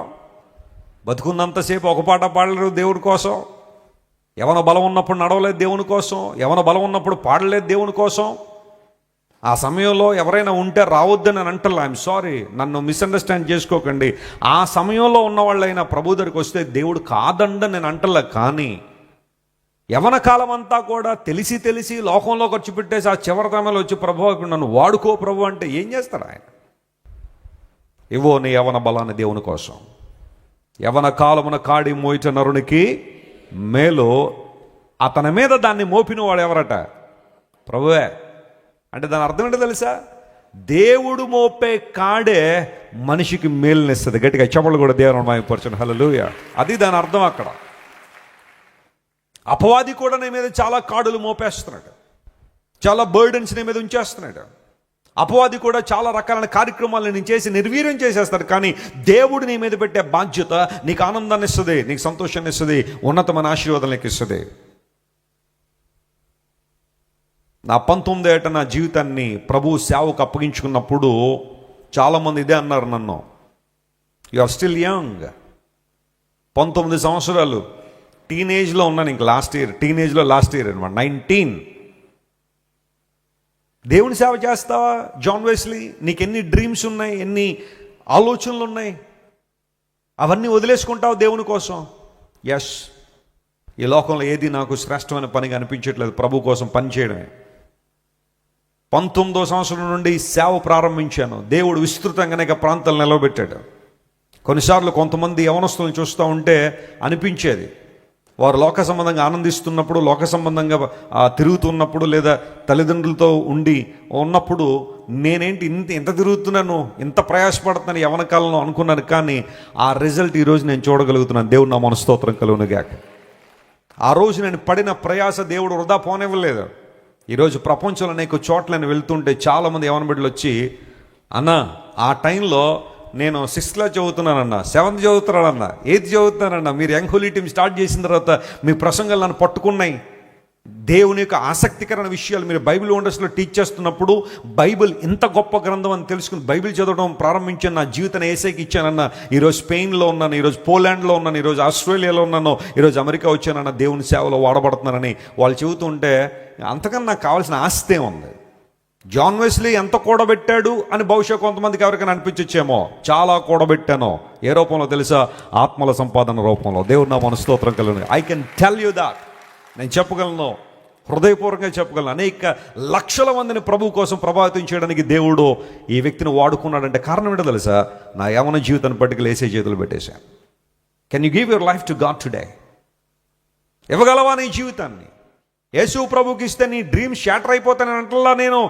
నీకున్న డ్రీమ్స్ కన్నా ఆయనకున్న ప్రణాళికలు చాలా గొప్పవి. వాటికి నీ జీవితాన్ని కనెక్ట్ చేయగలిగితే ప్రభు నిన్ను చాలా బలంగా వాడుకుంటారు. అనేక మందికి స్ఫూర్తిగా నిలబెడతారు, ఆదర్శంగా ప్రభుని నిలబెడతారు. కనానీయుడైన సీమోను జలోతీయుడుగానే ఉండిపోయి ఉండుంటే, ఆ మూమెంట్లోనే కనుక ఉండిపోయి ఉండుంటే, ఆ రాడికల్ పొలిటికల్ గ్రూప్లో కనుక ఉండిపోయి ఉంటే ఇతని జీవితం ఎలా పోయేదో మనకు తెలియదు. కానీ యేసు క్రీస్తు ప్రభు దగ్గరకు వచ్చాడు కాబట్టే ఇతని ఆసక్తిని దేవుడు సరైన విధానాలు తీసుకొచ్చి కనానీయుడైన సీమోను యేసయ్య బృందంలో చేరి అద్భుతాలు చూడగలడు, ఆశ్చర్యకారాలు చూడగలడు. నీ ఆసక్తి God can use your strength for His ministry. God will use your gifts for His ministry. దేవుడు తన సేవలో నీ యొక్క తలాంతులు దేవుడు వాడుకుంటారు, నీ బహుమానాలు దేవుడు వాడుకుంటారు, నీ సమయాన్ని దేవుడు వాడుకుంటారు, నీ మేధస్సును, నీ ప్రజ్ఞను దేవుడు ఉపయోగించుకుని సరైన పనికి, it's a right cause, right purpose. దేవుని కోసం జీవించడం, ఆయన కోసం వాడబడ్డం అనేది జీవితంలో అంతకన్నా గొప్ప ఆధిక్యత మరొకట్లేదో. దేవుడు అటు విధానాలను నిలబెట్టాలని ప్రభు ఆశపడుతున్నాడు. ఒకవేళ ఇంకెవరైనా యవ్వనస్తులు మీ జీవితాన్ని ప్రభుకి ఇవ్వకపోతే, is it not a good time to give your life to Jesus? లోక సమాన ఆసక్తుల్లో ఉండి నశించిపోతావా, దారి తప్పిపోతావా, నరకానికి పోతావా, లేదా దైవికమైన ఆసక్తి నీలో పెంపొంది చేసుకుని దేవుని దగ్గరికి వస్తావా? ఆలోచన చేయాలి. భక్తుడైన దావీదు అంటాడు, నీ ఇంటిని గురించిన ఆసక్తి నన్ను ఏం చేస్తుంది? ఆయన భక్షించేస్తుంది అన్నాడు. తినేస్తుందంట ఆయన్ని. మనల్ని ఏం తినేస్తుంది? కొంతమందికి రకరకాల కోరికలు దహించి వేస్తామంటే దేహాన్ని. ఏం తింటున్నాయి నీ దేహాన్ని? ప్రభువా, నీ ఇంటిని గురించిన ఆసక్తి నన్ను ఏం చేస్తుంది? భక్షించేస్తుంది ఆయన. What a great statement it was. అలాంటి ఆసక్తి నీలో ఉందా? ఆదివారం వస్తే దేవుని మందిరానికి పరిగెత్తుకుని రావాలని ఆసక్తి నీలో కనబడుతుందా? లేదా వదక తేబడే గొర్రెపిల్లలాగా రానా వద్దని వస్తున్నావా? ఇక్కడికి వచ్చి దేవుని ఆరాధించాలని ఆసక్తి నీలో ఉందా? లేదా వాళ్ళని చూసి వీళ్ళని చూసి మార్కులు వేస్తున్నావా? వాక్యం విని అవలంబించాలనే కోరిక నీలో ఉందా? లేదా నాకు అన్నీ తెలుసని తలదించుకుని కూర్చుంటున్నావా? ఏది నీ ఆసక్తి దేవుని మందిరం పట్ల? నేను ఆఫ్రికాలో దేవుని వాక్యం అందించడానికి వెళ్ళినప్పుడు మొజంబిక్ అనే దేశం, కొంచెం మప్యూటో అనే దాని క్యాపిటల్ సిటీ, కొంచెం బాగుంటుంది, హై రేంజ్ బిల్డింగ్స్ అన్నీ కనబడతాయి. కానీ కొంచెం లోపలికి వెళ్ళిపోతే అసలు ఆఫ్రికా, టిపికల్ ఆఫ్రికాని చూడాలంటే మొజంబిక్ వెళ్ళాలి. చూస్తూ ఉంటే అసలు మనం ఎంత ధన్యులమో, ఎంత ఆధిక్యతలు దేవుడు మనకి ఇచ్చాడో అనిపించింది. నేను అలా కారులో ప్రయాణం చేస్తుంటే కొన్ని రకాలైన ప్రాంతాలు చూస్తూ ఉంటే చెట్టు కింద పాస్ట్ గారు నిలబెట్టి ఎండలో సంఘం అంతా కూర్చుని వాక్యం వింటున్నారు వాళ్ళు. ఒకసారి చప్పట్లు కొట్టండి అలాంటి విషయాలు విన్నప్పుడు. చెట్టు క్రింద పాస్ట్ గారు నిలబెట్టి సంఘం అంతా ఎక్కడ కూర్చుని వింటున్నారు వాక్యం? ఎండలో కూర్చుని. రేపు వచ్చే ఆదివారం మనం మరుటి ఎండలో ఆరాధన పెట్టామనుకోండి, ఎంతమంది వస్తారు మీలో? మాకు ట్యాన్ అయిపోతామండి. నువ్వు ఇంకెక్కడ ట్యాన్ అవ్వవు, ఎక్కడ అయిపోతావు కదా దేవుని దగ్గర. మాకు వడదెబ్బ కొట్టేస్తుందండి వెస్లీ గారు. ఒకవేళ అలాంటి సర్వీస్ పెడితే వడదెబ్బ కొట్టిన పర్లేదు, దేవుడు మనకు హాస్పిటల్ ఇచ్చేసాడు. హల్లెలూయా. దేవుని కార్యాలను చేయాలనే ఆసక్తి నీలో ఉందా? అంటే అందరిని ఎండలో కూర్చోబెట్టాలన్న ఉద్దేశం కాదు. కానీ ఒకవేళ అలాంటి సమయం వస్తే, అలాంటి పరిస్థితే కనుక వస్తే నువ్వు రెడీ అయినా దేవుని ఆరాధించడానికి, ప్రభు కోసం జీవించడానికి. సుఖాలు సౌఖ్యాలు కొన్నిసార్లు మనం దేవుని దూరం చేసేస్తాయేమో అనిపిస్తుంది. Do you have a passion and zeal to work for God? The Simon Canaanite, once upon a time he had a desire to work for earthly kingdom, but now his focus got changed. అతనికి ఆలోచన విధానం మారింది, ఉద్దేశం మారింది. ప్రభు దగ్గరికి వచ్చిన తర్వాత ఆయన అన్నాడు, నిన్ను వలని పొరుగువారిని ప్రేమించా. మనుషులకి ఏం చేయాలనుకుంటున్నారు అదే నువ్వు చేయి. ద్వేషం ద్వారా, ప్రేమహీనత ద్వారా, స్వార్థం ద్వారా, కక్షల ద్వారా, కార్పణ్యాల ద్వారా మనిషి సాధించేది ఏదీ లేదు. ప్రేమ ద్వారానే ఏదైనా సాధ్యం. నాకు ఒక సైన్యం ఉంది, కానీ ఆ సైన్యం లోక సంబంధ విషయాల కోసం పోరాడరు, దైవిక విషయాల కోసం పోరాడతారు. చప్పట్లు కొట్టి దేవుని మహిమపరచండి. ఇది నా యేసయ్య యొక్క ఆలోచన. ఆయన పిలుపుదే. పిలాతు అడిగాడు, యేసుక్రీస్తు ప్రభు నిలబెట్టి మాట్లాడుతున్న సందర్భంలో యేసుక్రీస్తు ప్రభు తెలియజేసిన మాట ఇదే. ఆయన చుట్టూ ఉన్నవారు పరసంబంధ విషయాల కోసం పోరాడాలని ఆలోచన. ఈరోజు కనానేయుడైన సీమోను మనకు నేర్పించే మొట్టమొదటి పాఠం ఏంటో తెలుసా? నీ ఉద్రేకాలు, నీ తీవ్రతలు, నీ కోరికలు, ఆ తర్వాత నీకున్న ఆ ఆలోచన దైవిక సంబంధ విషయాల కోసం మార్చగలవా? అదే సవాలు విసురుతున్నాడు మనందరికీ. ఈయన గురించి బైబిల్లో పెద్దగా మనం చదవకపోవచ్చు, ఒక 4 రెఫరెన్స్లో పేరు మాత్రం మెన్షన్ చేయబడింది. కానీ he's leaving us a challenge to follow Jesus. భౌతిక సంబంధమైన ఆసక్తి నుండి దైవిక సంబంధ ఆసక్తికి నీ జీవితాన్ని మార్చగలవా? నేను సేవకు రాకమునుపు నాకు చాలా పట్టుదల ఎక్కువ ఉండేది. అంటే ఇప్పుడు లేదని కాదు, అదే చెప్తున్నాను వినండి. సేవకు రాకముందు నా పట్టుదల ఏంటంటే నాకు ఏది కావాలంటే అది కావాలంతే, ఇంకా అందులో రాజీ పడేవాడిని కాదు. ఒకసారి ఒక ఇంటికి వెళ్ళాను మా నాన్నగారితో పాటు గృహదర్శనానికి. వాళ్ళ ఇంట్లో ఒక అబ్బాయి ఉన్నాడు. మరి వాళ్ళ నాన్నగారు తెచ్చారో లేదా వాళ్ళ బంధువులు తెచ్చారో, వాడికి ఒక బైనాక్యులర్స్ తెచ్చారు. బైనాక్యులర్స్ నేను ఫస్ట్ టైం చూడడం దాన్ని. అప్పటి వరకు పుస్తకాల్లో చదవడం కానీ బైనాక్యులర్ ఫస్ట్ టైం చూడడం. మా నాన్నగారిని దగ్గరికి పిలిచి, డాడీ ఇది నాకు కావాలి అన్నారు. ఇది కావాలంటే ఎక్కడొస్తుంది నాయన, ఇది బైనాక్యులర్స్ ఇప్పుడంటే ఎక్కడ పడితే అక్కడ దొరుకుతున్నాయి, కానీ అప్పుడు అంత ఎక్కువ దొరికేవి కాదు. అప్పుడు అమెజాన్లో ఇవన్నీ కూడా లేవు, పోనీ ఆన్లైన్లో ఆర్డర్ పెడదామంటే. సర్లే దేవుడు ఇచ్చినప్పుడు ఇస్తాడులే, నువ్వు కంగారు పడక. దేవుడు ఇచ్చినప్పుడు దాకా వెయిట్ చేయాలా, నా ప్రతిభ ఏంటో చూడని చెప్పి ఆ అంకుల్ దగ్గరికి వెళ్ళి, అంకుల్ ఈ బైనాక్యులర్ నాకు కావాలని అడిగేశాను. ఆయన అన్నాడు, మా అబ్బాయి ఏడ్చేస్తాడు ఆయన ఊరుకోబెట్టలేడు, వాడు చాలా పోరాడితే తీసుకొచ్చారన్నాడు ఆయన. నా పోరాటం ఏంటో మీకు తెలియదని చెప్పి, మీరు నమ్మండి నేను ఏం చేశానో చెప్పను, ఎందుకంటే కొన్ని క్లూస్ ఇవ్వాలని నేను అనుకోవట్లేదు. తెచ్చేసాను ఇంటికి బైనాక్యులర్. అంటే దొంగతనం చేసి కాదనుకోండి, కన్విన్స్ చేసే తీసుకొచ్చా. పట్టుదల అనమాట, అది నాకు కావాలంటే కావాలంతే. ఇంకా క్యారమ్ బోర్డు కోసం మా నాన్నగారితో పోరాడాను. మా అమ్మగారిని అడగండి ఎప్పుడైనా కలిసి, వెసిలి గారు ఎలా పోరాడారంటే, ఉదయం స్టార్ట్ చేశాను, సాయంకాలం దాకా మా నాన్నగారు నిలబడినవలా, కూర్చోనివ్వాల, పోరాడాను. ఆఖరికి మా నాన్నగారు ఇంకా ఈరోజు క్యారమ్ బోర్డు లేకపోతే నా కుమారుడు చచ్చిపోయేలాగా ఉన్నాడని చెప్పి, ఆంధ్ర స్పోర్ట్స్ అని ఒక స్పోర్ట్స్ ఉంటుంది మెయిన్ రోడ్లో, మన సంఘపతుల విక్టర్ గారిని తోడు తీసుకుని వెళ్ళి 300 రూపాయలు క్యారమ్ బోర్డు. అప్పుడు చాలా ఎక్కువ మనీయే, ఎక్కువ డబ్బులే ఆ టైంలో. 300 అంటే ఇప్పుడు 3000తో సమానం. ఆ రాత్రి వేళ 9:30కి వెళ్ళి క్యారమ్ బోర్డు తీసుకొచ్చారు నా కోసం. అంత పట్టుదల అనమాట. భోంచేయనన్నాను, ఇంకా మీ క్యారమ్ బోర్డు తేకపోతే నేను అసలు భోంచేయనన్నాను. తీసుకొచ్చారు 9:30కి. నేను మా అక్క మా తమ్ముడు రాత్రంతా ఆడేసాం దాంతో. మరుసటి రోజు పక్కన పెట్టేసాం, మళ్ళీ టచ్ చేయలేదు దాని తర్వాత. యంగ్ పీపుల్కి అలాంటి డిజైర్స్ ఉంటాయి. ఏది కావాలంటే అది కావాలా, ఏది కావాలంటే అది పొందేసుకోవాలి. సినిమా యాక్టర్లు కొంతమంది ఉంటారు, సినిమా యాక్టర్లకి అభిమానులు ఉంటారు చూసారా, చొక్కాలు చింపేసుకుంటూ ఉంటారు, ఫస్ట్ టికెట్ కోసం పోరాడేవాళ్ళు. ఆ సినిమా థియేటర్లో ఆయన రాగానే డ్యాన్స్ వేయగానే వీడు ఆ టాప్లో డ్యాన్స్ వేస్తుంటాడు వెళ్ళి. ఎందుకోసం అంటే అంత ఇష్టం. చెప్తా ఉంటాను ఆ సందర్భాల్లో. పాలవంచులో ఒక యవనస్తుడు తన అభిమాన సినిమా యాక్టర్ సినిమా రిలీజ్ అయితే ఫస్ట్ టికెట్ దొరకలేదని సూసైడ్ చేసుకుని చచ్చిపోయాడు. అదే సినిమా హాల్ ముందు పురుగుల మంతాకి చచ్చిపోయాడు. కారణం ఏంటంటే ఫస్ట్ టికెట్ దొరకలేదంట అతనికి. పోనీ రెండోదో మూడోదో దొరికితే ఏం పోయిందిరా నీ జీవితం? దానికోసం ప్రాణమే వదిలేస్తావా? పరువు పోయిందండి నాది. నా స్నేహితులు సవాల్ చేశాను ఫస్ట్ టికెట్ కొంటానని, ఈ లోపల ఎవడో వెళ్ళి తెచ్చేసాడు ఇంకో టికెట్. అందుబట్టి తీవ్ర మనస్తాపం చేసి చచ్చిపోతే ఒక్కడే కొడుకని తల్లిదండ్రులు రోడ్డు మీద పడి ఏడిస్తే ఎవరు వాళ్ళ కన్నీళ్ళు తుడిచేది? దేనికోసం నువ్వు చచ్చిపోతానంటున్నావు? ఒక అమ్మాయి నిరాకరించిందండి ప్రేమలో, నేను చచ్చిపోతానండి. ఒక అబ్బాయి వద్దన్నాడండి, చచ్చిపోతానండి. నేను అనుకున్న వాళ్ళు దొరకలేదండి వెస్లీ గారు, నేను కావాలనుకున్న వాళ్ళు దక్కలేదండి, నేను చచ్చిపోతాను.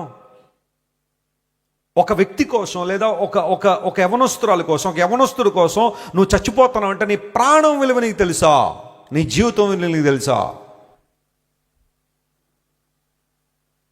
లోకం కోసం ఎంతో ప్రయాసపడతావు. కొన్ని సందర్భాలు నీ తల్లిదండ్రులు పట్టించుకో. కొన్నిసార్లు నీ ఆసక్తి దేని మీద ఉంది? సవాల్ చేస్తున్నాడు కనానీయుడు సీమోను. ఒకప్పుడు భౌతిక సంబంధం వాటి కోసం పోరాడిన వాడు ఇప్పుడు దేవుని కోసం పోరాడుతున్నాడు, దేవుని రాజ్యం కోసం పోరాడుతున్నాడు.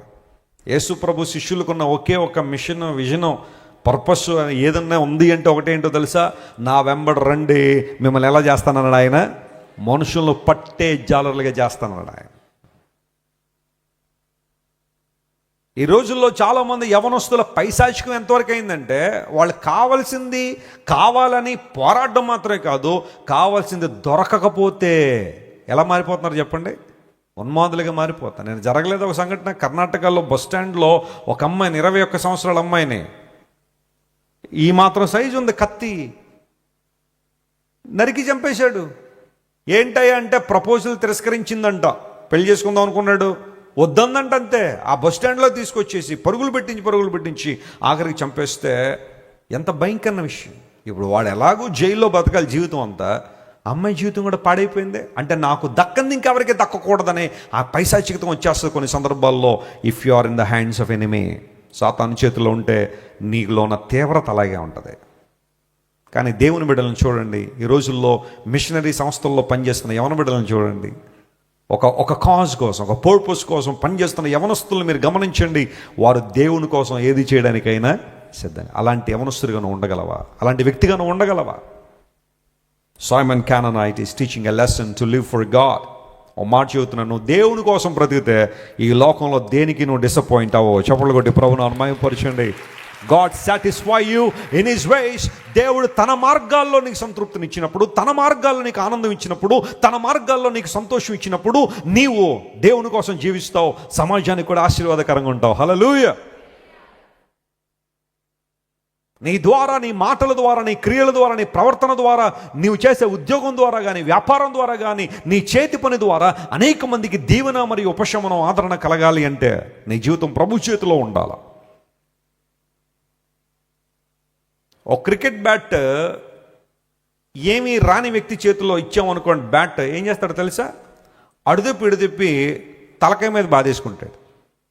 చాలామంది క్రికెట్ ఫస్ట్ నేర్చుకునే వాళ్ళు కనీసం వాళ్ళే ఓ 2-3 సార్లు కొట్టుకుని ఉంటారు.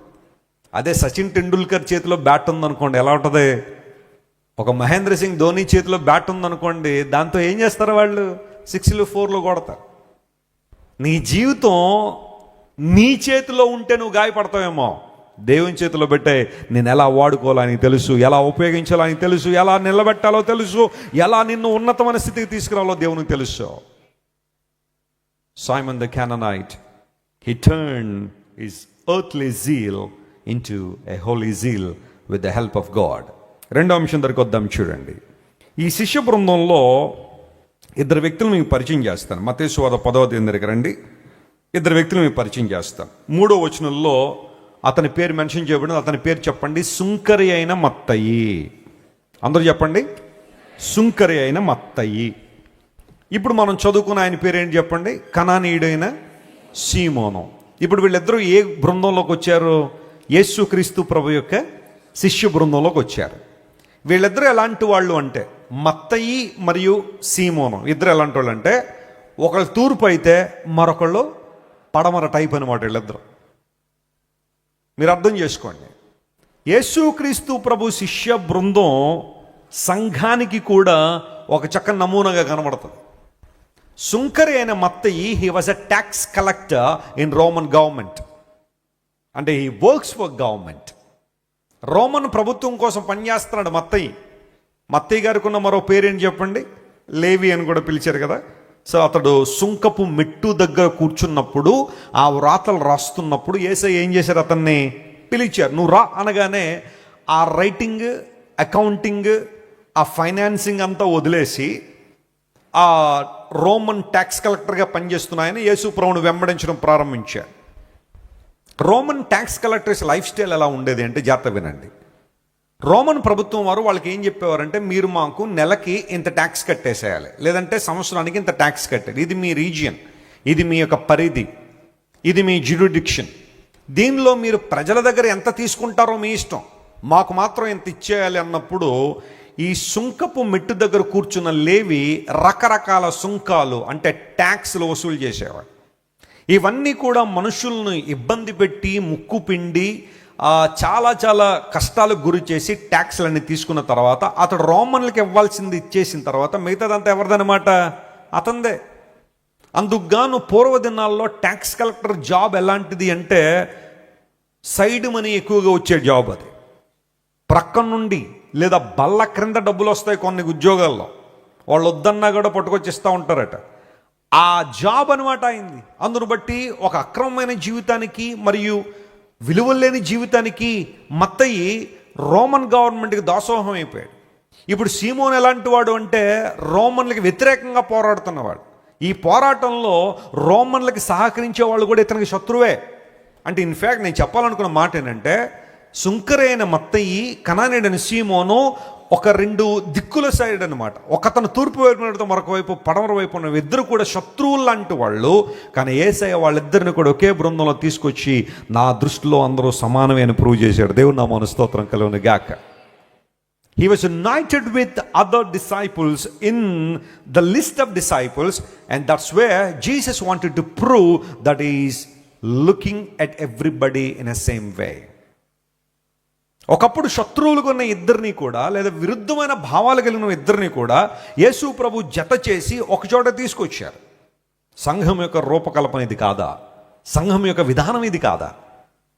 ఒకప్పుడు రకరకాల మతాలకు చెందిన వారు మనందరం, రకరకాల కులాలకు చెందిన మనమందరం, రకరకాల ప్రాంతాలకు, విరుద్ధమైన భావాలకు, అభిప్రాయాలకు, ఆలోచనలకు చెందిన మనందరినీ కూడా ఐక్యపరిచింది ఒకటే. ఏంటి చెప్పండి అది? నేను మాట చెబుతాను, గట్టిగా చప్పట్లు కొట్టండి. యేసయ్య రక్తము, హల్లెలూయా, the blood of Jesus has united everyone. యేసు క్రీస్తు ప్రభు రక్తము మనందరినీ ఒకే కుటుంబంగా మార్చేసింది. హల్లెలూయా. సంఘం యొక్క పిక్చర్ ఇదే.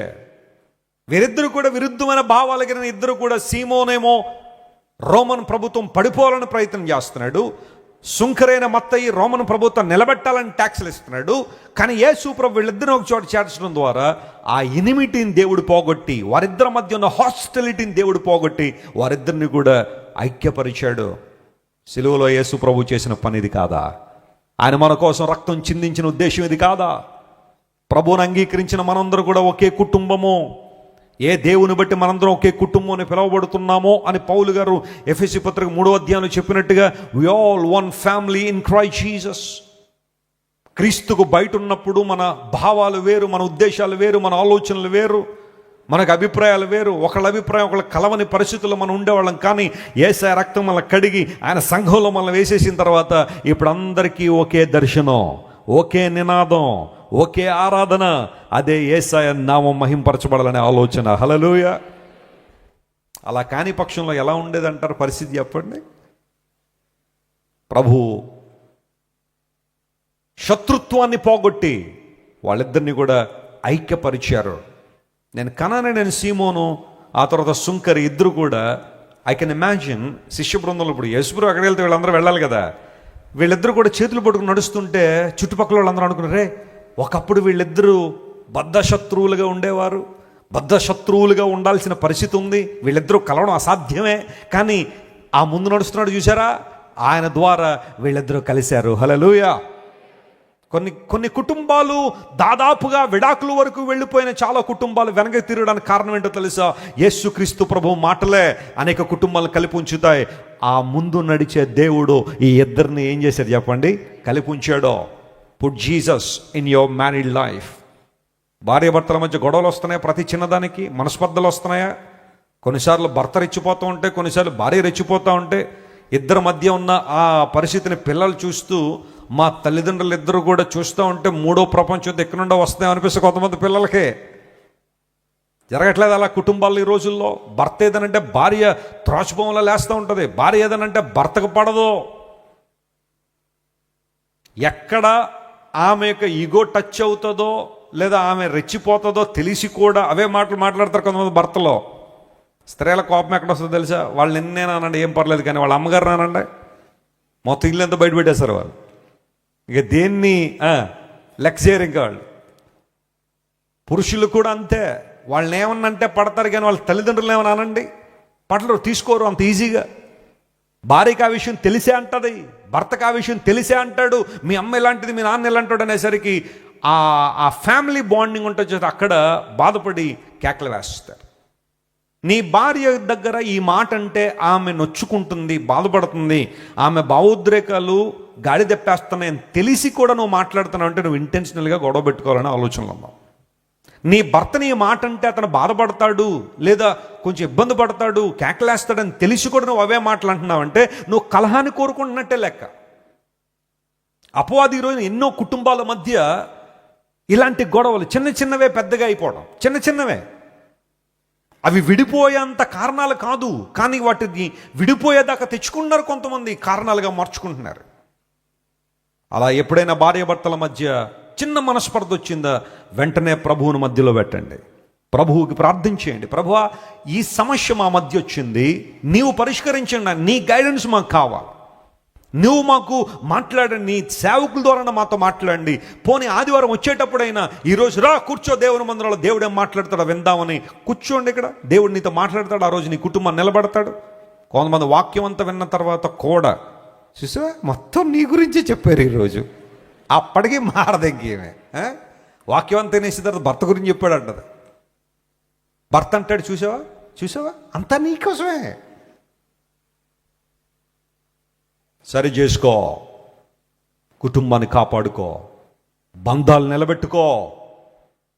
నీ మనసు బాగోకపోతే, నీ మనసు బాగుపడకపోతే ఈరోజు ఈ బంధం వదిలేస్తావు, రేపొద్దున మరొక బంధం దగ్గర కూడా అదే ప్రాబ్లం వస్తుంది.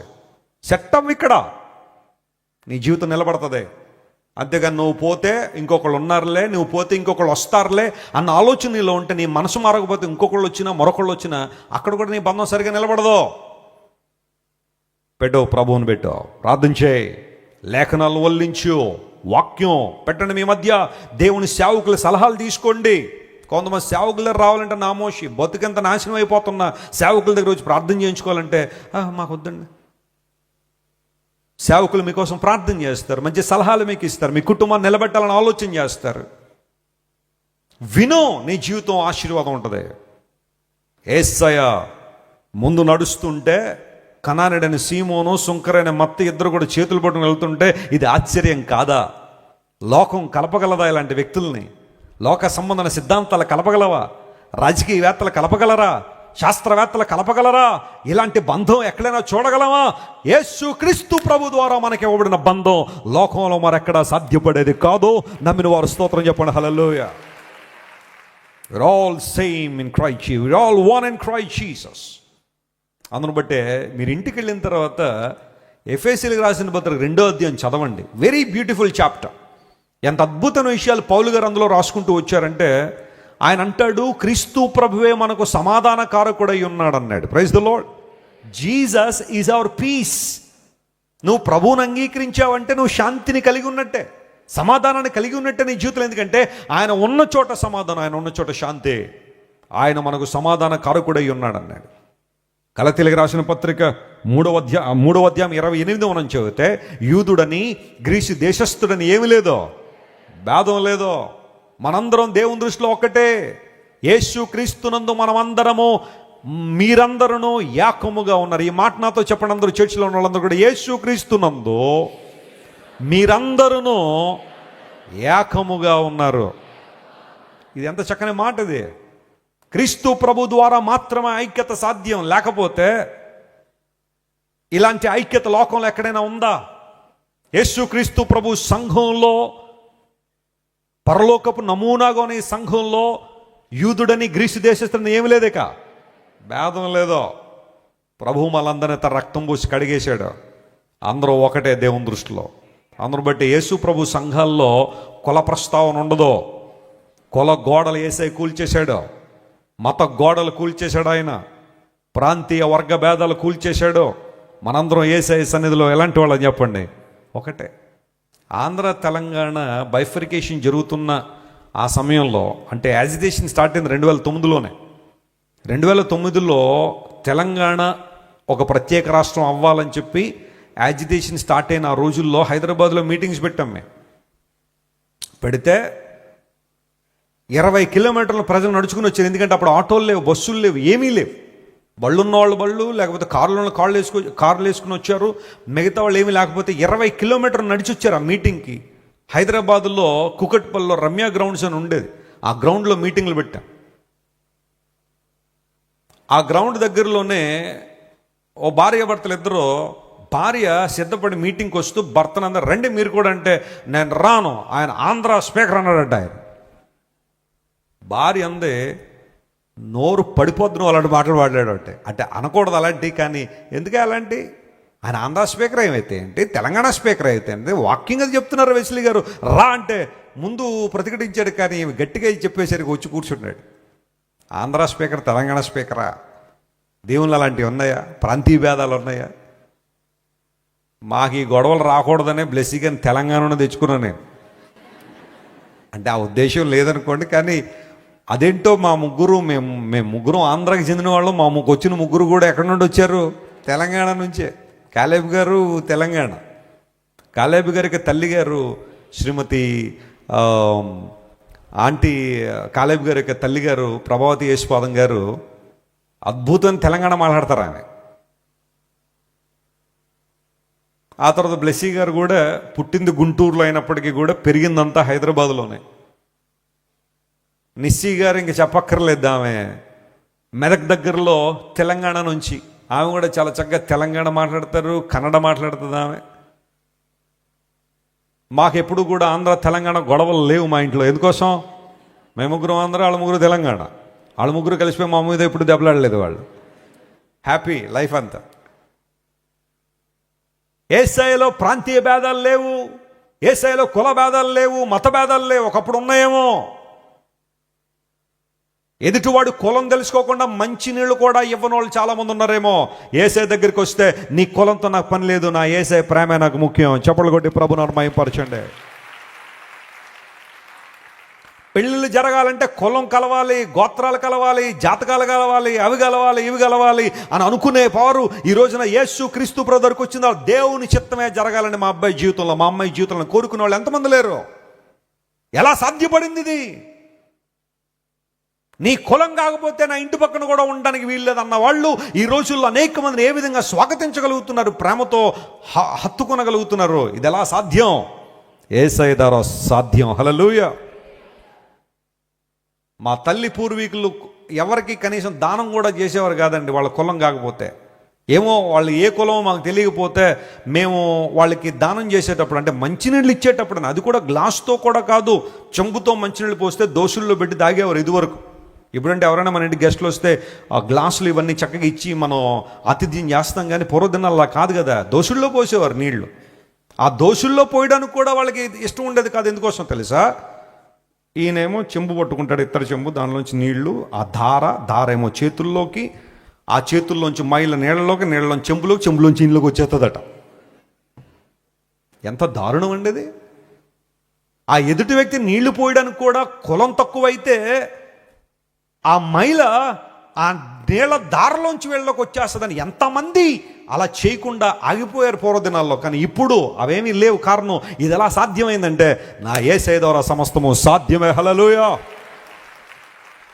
ఈ రోజుల్లో కొన్ని గుడుల్లోకి వెళ్ళాలంటే నీ కులం చెప్పాలా, డిక్లరేషన్ ఇవ్వాలి. నువ్వు నీ మతం ఏంటో చెప్పాలి, నీ కులం ఏంటో రాయాలి. అక్కడ దేవుని మందిరంలోనికి చెప్తున్నాను, ఎక్కడైనా సరే క్రైస్ట్ వర్షిప్ సెంటర్లో ఇక్కడ కాదు, ఇక్కడ మాత్రమే కాదు, ఏ క్రైస్తవ సంఘానికైనా ఎవరు డిక్లరేషన్ ఇవ్వక్కర్లా. చెప్పలు కూడా దేవుని మహిమపరచండి. Anybody can come and worship my God and bow down before Jesus.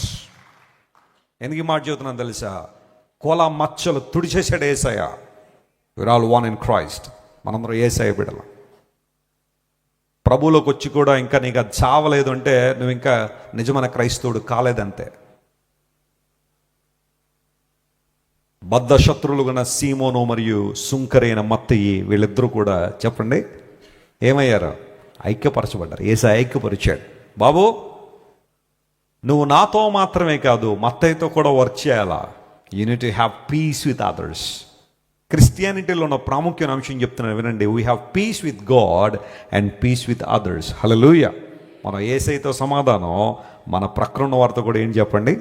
సమాధానం. మీ ప్రక్కన ఎదురుని సెకండ్ ఇవ్వండి, మీతో సమాధానంగా ఉన్నానని చెప్పండి. అన్నమాట నిజం చెప్పండి. నిజమే చెప్పారా? Very good. కొంతమంది చెప్పట్లేదు, వాళ్ళ మిస్సెస్ పక్కన ఉందని. చెప్పాలా? పర్లేదు. స్టార్ట్ అవుతుంది. ఏంటి? Restoration. We have peace with God and peace with others. Simon the Canaanite, this zealot. ఒకప్పుడైతే మత్తయిని చూడగానే కత్తి పెట్టి ఏం చేయాలా? పొడిచేయాలండి. రోమన్లకి ట్యాక్స్ కలెక్ట్ చేసి ఎత్తాడండి. మా భావాలకు విరుద్ధంగా పనిచేస్తానని అనుకున్నవాడు ఇప్పుడు చేతులు పట్టుకుని నడుస్తున్నాడంటే what a change, what a transformation. ప్రభు మనకు నేర్పించిన పాఠం అదే. అందరితో సమాధానము కలిగి ఉన్నాడు. సమాధాన పరుచువారు ధన్యులు. చెప్పండి, వారు ఎవరి పిల్లలు అనబడతారు? దేవుని పిల్లలు. ఏదో దెబ్బలాడుకుంటే మధ్యలోకి నువ్వు వెళ్ళావంటే ఆ గొడవ ఏమవ్వాలా? పెరిగిపోవాలంటుందా? అమ్మా పెంచుతున్నావు గొడవలో. కొంతమంది ఉంటారు ఉత్ప్రేరకాలు అంటారు వాళ్ళే. చెప్పండి, ఏమంటారు చెప్పండి? ఉత్ప్రేరకాలు. చూడండి, ఒక మంట మీద పెట్రోల్ వేసినట్టు ఎలా ఉంటుంది? డబ్బా ఉంటుంది ఎప్పుడు ఈ దగ్గర, పెట్రోల్ డబ్బా. ఎవరి దగ్గర మంట రేపేయాలి అని చెప్పి ఇద్దరు దెబ్బలాడుకున్న మధ్యలో ఉంటే ఆ గొడవ ఆగిపోవాలి కానీ పెరిగిపోకూడదు. కొంతమంది ఉద్దేశపూర్వకంగా, ఇగో నీ భర్త మొన్న ఎలా అన్నాడు మర్చిపోయావా, సమయం వచ్చింది ఇప్పుడే కడిగే అంటది. లేనిపోయినన్ని జ్ఞాపకం చేస్తుండదు ఆమెకి. ఆ ఇద్దరి మధ్య గొడవ పెరిగిపోతే ఆనందిస్తారు కొంతమంది, కానీ దేవుని బిడ్డలంటే వాళ్ళు కాదు. సమాధానపరచు, ప్రార్థన చేద్దాం సిస్టర్, రండి వాక్యం చదువుదాం, దేవునికి అవకాశం ఇద్దాం, పరిశుద్ధాత్మ దేవునికి అవకాశం ఇద్దాం, రండి నా కుటుంబాన్ని కట్టేవారిగా ఉండాలి, సమాధానపరచాలా. వీళ్ళిద్దరు కూడా ఐక్యంతో చేతులు పట్టుకుని నడుస్తూ ఉంటే it's a wonder, it's a miracle. ఆ కాంబినేషన్ లోకంలో ఎక్కడ మనం చూడలేదు, యేసయ్య దగ్గర మాత్రమే సాధ్యం. దేవుడు అలాంటి కృపను తీసుకొచ్చాడు. మూడో మాట, ఈ కనానీయుడైన సీమోను ప్రార్థన చేసే గుంపులో ఉన్నాడు. స్తోత్రం చెప్పండి, హల్లెలూయా. ఏ గుంపులో ఉన్నాడు? Act chapter 1:13. ముగించేస్తాను, టైం అయిపోయింది. అపోస్తుల కార్యమందు 1వ అధ్యాయం 13వ వచనం మనం చదివితే దానిలో ఇతని పేరు కూడా ప్రస్తావించబడింది. ఇక్కడ జెలోతే అనబడిన సీమోను అని ఉంటుంది చూడండి, 1:13. ఇంక దాదాపుగా చివరి భాగంలో అనమాట. జెలోతే అనబడిన సీమోను. ఇక్కడ లిస్ట్ ఉంది. ఈ లిస్ట్ అందరూ ఎక్కడున్నారు చెప్పండి? మేడ గది. అందరూ చెప్పండి, ఏ గదిలో ఉన్నారు వీళ్ళు? మేడ గది. యేసయ్య చెప్పాడు, మీరు వెళ్ళండి మేడ గదిలో కనిపెట్టండి, నేను పరిశుద్ధాత్మ వాగ్దానం చేయబడిన ఆత్మను పంపిస్తాను, పరిశుద్ధాత్మ మీదకి వచ్చినప్పుడు మీరు శక్తి పొందుతారు, నాకు సాక్షులై ఉంటారని ప్రభు చెప్పినప్పుడు, ఏముందిలే ప్రభు వెళ్ళిపోతున్నాడు పరలోక రాజ్యానికి, మన పనులు మనవే, మన ఉద్దేశాలు మనవే, బాబు జెలోతీలు ఎక్కడున్నారనైనా గుంపు మరలా వచ్చేస్తాను మీ దగ్గరికి, నన్ను రీఇన్స్టేట్ చేసుకోండి అని చెప్పి ఈ సీమోను వెళ్ళిపోలా. ఈ సీమోను శిష్యులతో కలిసి, అపోస్తులతో కలిసి ఎక్కడికి వచ్చాడు? మేడగదిలోనికి వచ్చి వారందరూ ఏక మనసుతో ఎడతెగక ఏం చేశారంట? వాళ్ళు ప్రార్థన చేశారు. వాళ్ళ ప్రార్థిస్తూ ఉండగానే 10 రోజులు ప్రార్థన చేశారంట వాళ్ళు. అలా ప్రార్థన చేస్తూ ఉండగానే పెంతెకొస్తు పండుగ రోజున పరిశుద్ధాత్మ దేవుడు వారి మీదకి ఏం చేశాడు? దిగి వచ్చాడు. మునుపెన్నడు చూడని ఒక అద్భుతాన్ని వారు చూడగలిగారు. కారణం ఏంటో తెలుసా? ఈ వ్యక్తి ఒకప్పుడు జెలోతీయులతో ఎవరిని చంపుదామా, ఎవరిని ఇబ్బంది పెడదామా, లేదా ఎవరిని పొడుద్దామా, లేకపోతే ఎవరిని కష్టాలు పాలు చేద్దామా అని ఆలోచన చేసే వ్యక్తి ఇప్పుడు ప్రార్థన చేసే గుంపులో ఉన్నాడు. సహవాసాన్ని ప్రేమించాడు, దైవిక సహవాసం, దేవుని ప్రజల సహవాసాన్ని ప్రేమించి దేవునిలో కొనసాగాలని ఆశించాడు. ఒక సూటి ప్రశ్న అడుగుతున్నాను, ఈ సహవాసం ఎవరితో? Whom do you have fellowship with? నీ జీవితంలో సహవాసం ఎవరితో చేస్తున్నావు? ప్రార్థన చేసే వాళ్ళతో నీ సహవాసం ఉందా? ఎడతెగక ప్రార్థన చేసే దైవజనులతో నీ సహవాసం ఉందా? వాక్యాన్ని ప్రేమించే వారితో నీ సహవాసం ఉందా? లేదా లోకాన్ని ప్రేమించే వాళ్ళతో తిరుగుతున్నావా? అలా తిరగడం ద్వారా ఏమొద్దో తెలుసా? స్టెప్ బై స్టెప్ నిన్ను కూడా మెల్లగా లోకంలో లాగేస్తారు వాళ్ళు. నీకంటూ కొన్ని బౌండరీస్ ఉండాలా, నీకంటూ కొన్ని పరిధులను పెట్టుకోవాలి, దైవిక సహవాసాన్ని ఆకాంక్షించాలా. అంతేగాని లోక స్నేహం వెంబడి వెళ్ళావంటే ఇబ్బందులు పడతావు. కనానీయుడైన సీమోను 3వ సవాల్ ఏంటో తెలుసా? 1, క్రీస్తు ప్రభు నా ఉద్దేశాలు మార్చాడు, నా తీవ్రతను సరైన విధానంలో తీసుకొచ్చాడు అన్నాడు. 2వది ఐక్యత అనే అంశాన్ని యేసు ప్రభు నేర్పించాడు కనానీయుడికి. 3వది ఇక్కడ ప్రార్థన చేసే గుంపులో ఉన్న దేవుడు అద్భుతాన్ని చూశాడు. Simon the Zealot, he was in a prayer group. ప్రార్థన 3 విధాలుగా ఉండాలి. అందరూ నా వైపు చూడండి ఒకసారి. ప్రార్థన ఎన్ని విధాలుగా ఉండాలా? 3 విధాలు. 1 వ్యక్తిగత ప్రార్థన అని చెప్పండి. ఆ వెనకాల వాళ్ళు చెప్పండి, వ్యక్తిగత ప్రార్థన అని చెప్పండి. నీకు నువ్వు దేవునితో గడిపే సమయం. ఆ వ్యక్తిగత ప్రార్థనలో కొంతమంది వెనకబడిపోయి ఉన్నారు. Spend your time with God privately. 2వది ఫ్యామిలీ ప్రేయర్ అని చెప్పండి. ఎస్పెషల్లీ కుటుంబ జీవితంలోకి వచ్చిన తర్వాత, భార్యాభర్తల వివాహం అయిన తర్వాత ఇద్దరూ కలిసి ప్రార్థన చేయడం చాలా ప్రాముఖ్యమైన అంశం. A family that prays together stays together. కుటుంబ ప్రార్థన చాలా ప్రాముఖ్యం. 3వది సంఘ ప్రార్థన. చెప్పండి గట్టిగా. వ్యక్తిగత ప్రార్థన, 2వది కుటుంబ ప్రార్థన, 3వది సంఘ ప్రార్థన. ఈ 3 నువ్వు ఎదగాలి. ఈ 3 ప్రార్థనలు కాదు. కొంతమంది వ్యక్తిగత ప్రార్థన చేస్తారు, కుటుంబ ప్రార్థన చేస్తారు, సంఘ ప్రార్థనకు రారు. ఆల్ నైట్ ప్రేయర్ అంటే రారు, లేదా ఫ్రైడే అవకాశం లేకపోతే తర్వాత సంగతి. అవకాశం ఉండి కూడా ప్రార్థనకు రారు. ఎందుకోసం అంటే సంఘంతో ఏం చేయమంటారండి ప్రార్థన. But the Bible says pray with your church. నీ సంఘంతో కలిసి ప్రార్థన చేయి అని కదా దేవుని వాక్యం సెలవిచ్చింది. కుటుంబ ప్రార్థన, వ్యక్తిగత ప్రార్థన, ఈ 3 రకాల ప్రార్థనలను ఎదగాలనే దేవుడు ఆశిస్తున్నాడు. ఫైనల్గా మాట చెబుతాను. కనానీయుడైన సీమోను ఇంక ఈ తర్వాత మనకు కనబడ్డ, ఇంకా ఈ అపోస్తులుగా 1:13 అతని పేరు మెన్షన్, తర్వాత అతని పేరు మెన్షన్ చేయబడలేదు. కానీ ఆ తర్వాత కాలంలో కనానీయుడైన సీమోను దేవుని కొరకు హతసాక్షి అయిపోయిన చరిత్ర చెబుతా ఉంది. He became a martyr for the kingdom of God. ఒకప్పుడు అదే తన ప్రాణాన్ని ఆ జెలాట్స్ మూమెంట్కి ఇచ్చేద్దాం అనుకున్నాడు, కానీ ఆ మూమెంట్లో కోల్పోయిన పర్లేదు అనుకున్నాడు. కానీ ప్రభువులోకి వచ్చిన తర్వాత, అయ్యా నా ప్రాణం కూడా నీదే, స్తోత్రం చెప్పండి, హల్లెలూయా. He gave his life to Jesus. వెనుకాళ్ళ అసలు జీవితం ఇచ్చేద్దాం అనుకుంటే ప్రభు ప్రేమను అర్థం చేసుకున్న ఆయన ఆ సువార్త ప్రకటనలో ఇతను ఎలా చనిపోయాడు అన్న దానికి ఒక 2 మాటలైతే చెబుతారు. కానీ ఆ 2 మాటల్ని మనం పరిశీలన చేస్తే, he certainly became a martyr for Jesus. సాక్షిగా తన జీవితం మార్చబడ్డాడు. అతని దేహాన్ని కట్ చేసేసారట, మధ్యకు కట్ చేసి కనానీయుడైన సీమోను హతసాక్షిగా మార్చేశారు. తన జీవితం, తన ప్రాణం ప్రభు కోసం ఇవ్వడానికి కూడా సిద్ధపడిపోయాడు. ఇంత తెగింపు, ఇంత ప్రేమ దేవుని మీద ఎలా డెవలప్ చేసుకున్నాడంటే ఆయనతో సహవాసం చేయడం ద్వారా. ఒక యవనస్తుడు అడిగాడు, వెసులన్నా నేను దేవుని కోసం నా ప్రాణం ఇచ్చేస్తానని అన్నాడు. తమ్ముడా, నువ్వు ప్రాణం ఇచ్చేద్దు కానీ ముందు ఆ ప్రాణం పోయేంత వరకు యేసయ్య కోసం నువ్వు ఏం చేయాలా? జీవించు, ఆ తర్వాత ఇద్దుగానే, కంగారేం లేదు. ప్రాణం ఇచ్చేస్తానని అన్నవాడు ఇప్పుడు ఎక్కడ ఉన్నాడో తెలియదు, కనబట్టలేదు. అక్కడ మందిరానికి రావట్లేదు, ప్రార్థన లేదు, వాక్యం లేదు. ఏమైపోయిందని ప్రాణం? ఉద్రేకపూర్వక నిర్ణయాలన్నమాట. ప్రసంగం వింటారు కొంతమంది, రీఛార్జ్ అయిపోతారు, బయటకు వెళ్ళిపోగానే ఇచ్చేయమంటారండి, నా ప్రాణం ఇచ్చేయమంటారండి. ఇద్దుగాని ఆయన ముందు నీ సమయాన్ని యేసయ్యకి, నీ శక్తిని ప్రభువుకి, నీ సంపాదనలో భాగమే దేవుని సేవను ప్రోత్సహించు. దేవుని సేవకులు దేవుని కోసం పోరాడుతున్నప్పుడు, సువార్త ప్రకటిస్తున్నప్పుడు అలాంటి సేవకులు సహకరించు. తర్వాత ఇద్దుగా నీ ప్రాణం, కంగారేం లేదు. కొంతమంది ప్రాణం ఇచ్చేస్తానని ఇక్కడ ఇచ్చేది ఏమి లేదు. ఇక్కడ మనం అన్నీ ఇవ్వాలి యేసయ్య కోసం, స్తోత్రం చెప్పండి, హల్లెలూయా. దేవుని కోసం అన్నీ ఇవ్వాలి. నీ సమయం ఇవ్వాలి, నీ సామర్థ్యం ప్రభు కోసం ఇవ్వాలి, ప్రభు కోసం పని చేయాలి.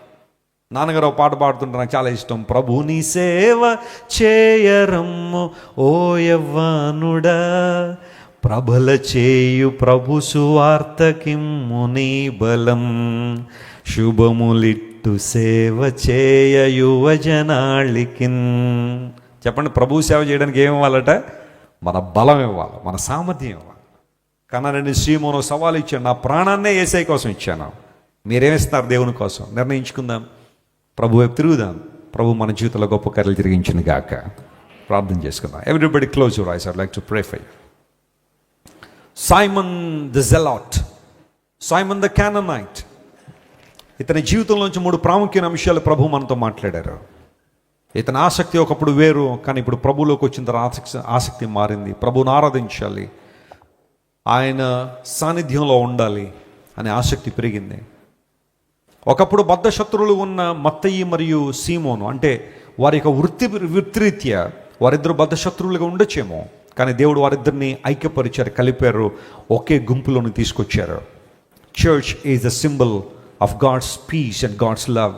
దేవుని ప్రేమకు మరియు ఆయన సమాధానానికి సంఘము ఒక మాదిరిగా, ఒక ప్రాముఖ్యమైన అంశంగా సంఘం ఉంది.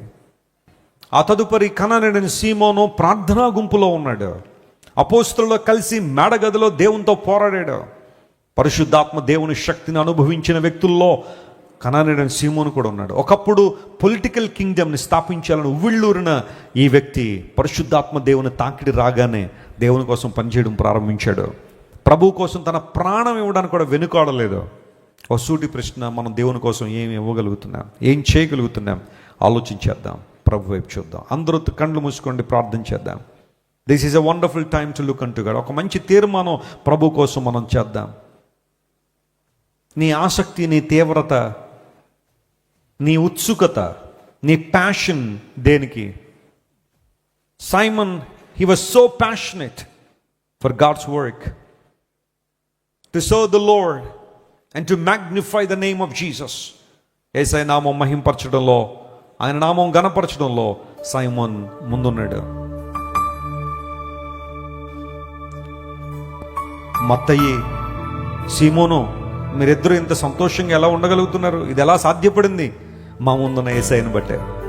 సమాధానం సాధ్యమే, ప్రశాంతత సాధ్యమే, శాంతి సమాధానాలు సాధ్యమే యేసయ్య నీ ముందుంటే.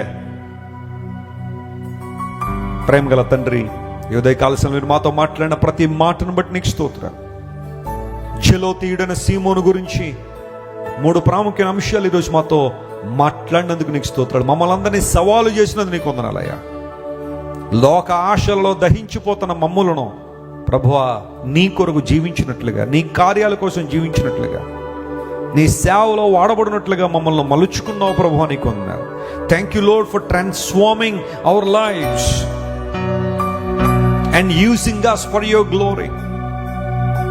ఒకప్పుడు రకరకాల మతాలు, కులాలకు చెందిన మమ్మల్ని అందరినీ కడిగేసి ప్రభువా, ఈరోజు నీ మందిరంలో, నీ సంఘంలో అందరినీ ఏకముగా, ఐక్యముగా మీరు చూశారు. మీరందరూ యేసు క్రీస్తునందు ఏకమై ఉన్నారన్నావు ప్రభువా. ఈ లోకంలో ఎవ్వరూ ఏకత్వాన్ని ఇవ్వలేరు, నువ్వు ఒక్కడవే ప్రభువా. Thank you Jesus for that privilege. కనానీయుడైన సీమోను ప్రార్థనా గుంపులో ఉన్నాడు, పరిశుద్ధాత్మ కోసం కనిపెట్టాడు, పరిశుద్ధాత్మ నింపుదలను పొందుకున్నాడు, ఆఖరి తన ప్రాణాన్ని కూడా నీకు ఇచ్చేంతగా సిద్ధపడ్డాడయ్యా. ప్రభువా, ఈ రోజుల్లో దేవుడు నాకేమిస్తాడనే చూసేవాళ్లే కానీ నేను దేవుని కోసం ఏం చేయగలను అని కనిపెట్టే వాళ్ళు తక్కువ అవుతున్న రోజుల్లో, ఫాదర్ ఇంక్రీజ్ ఎ జీల్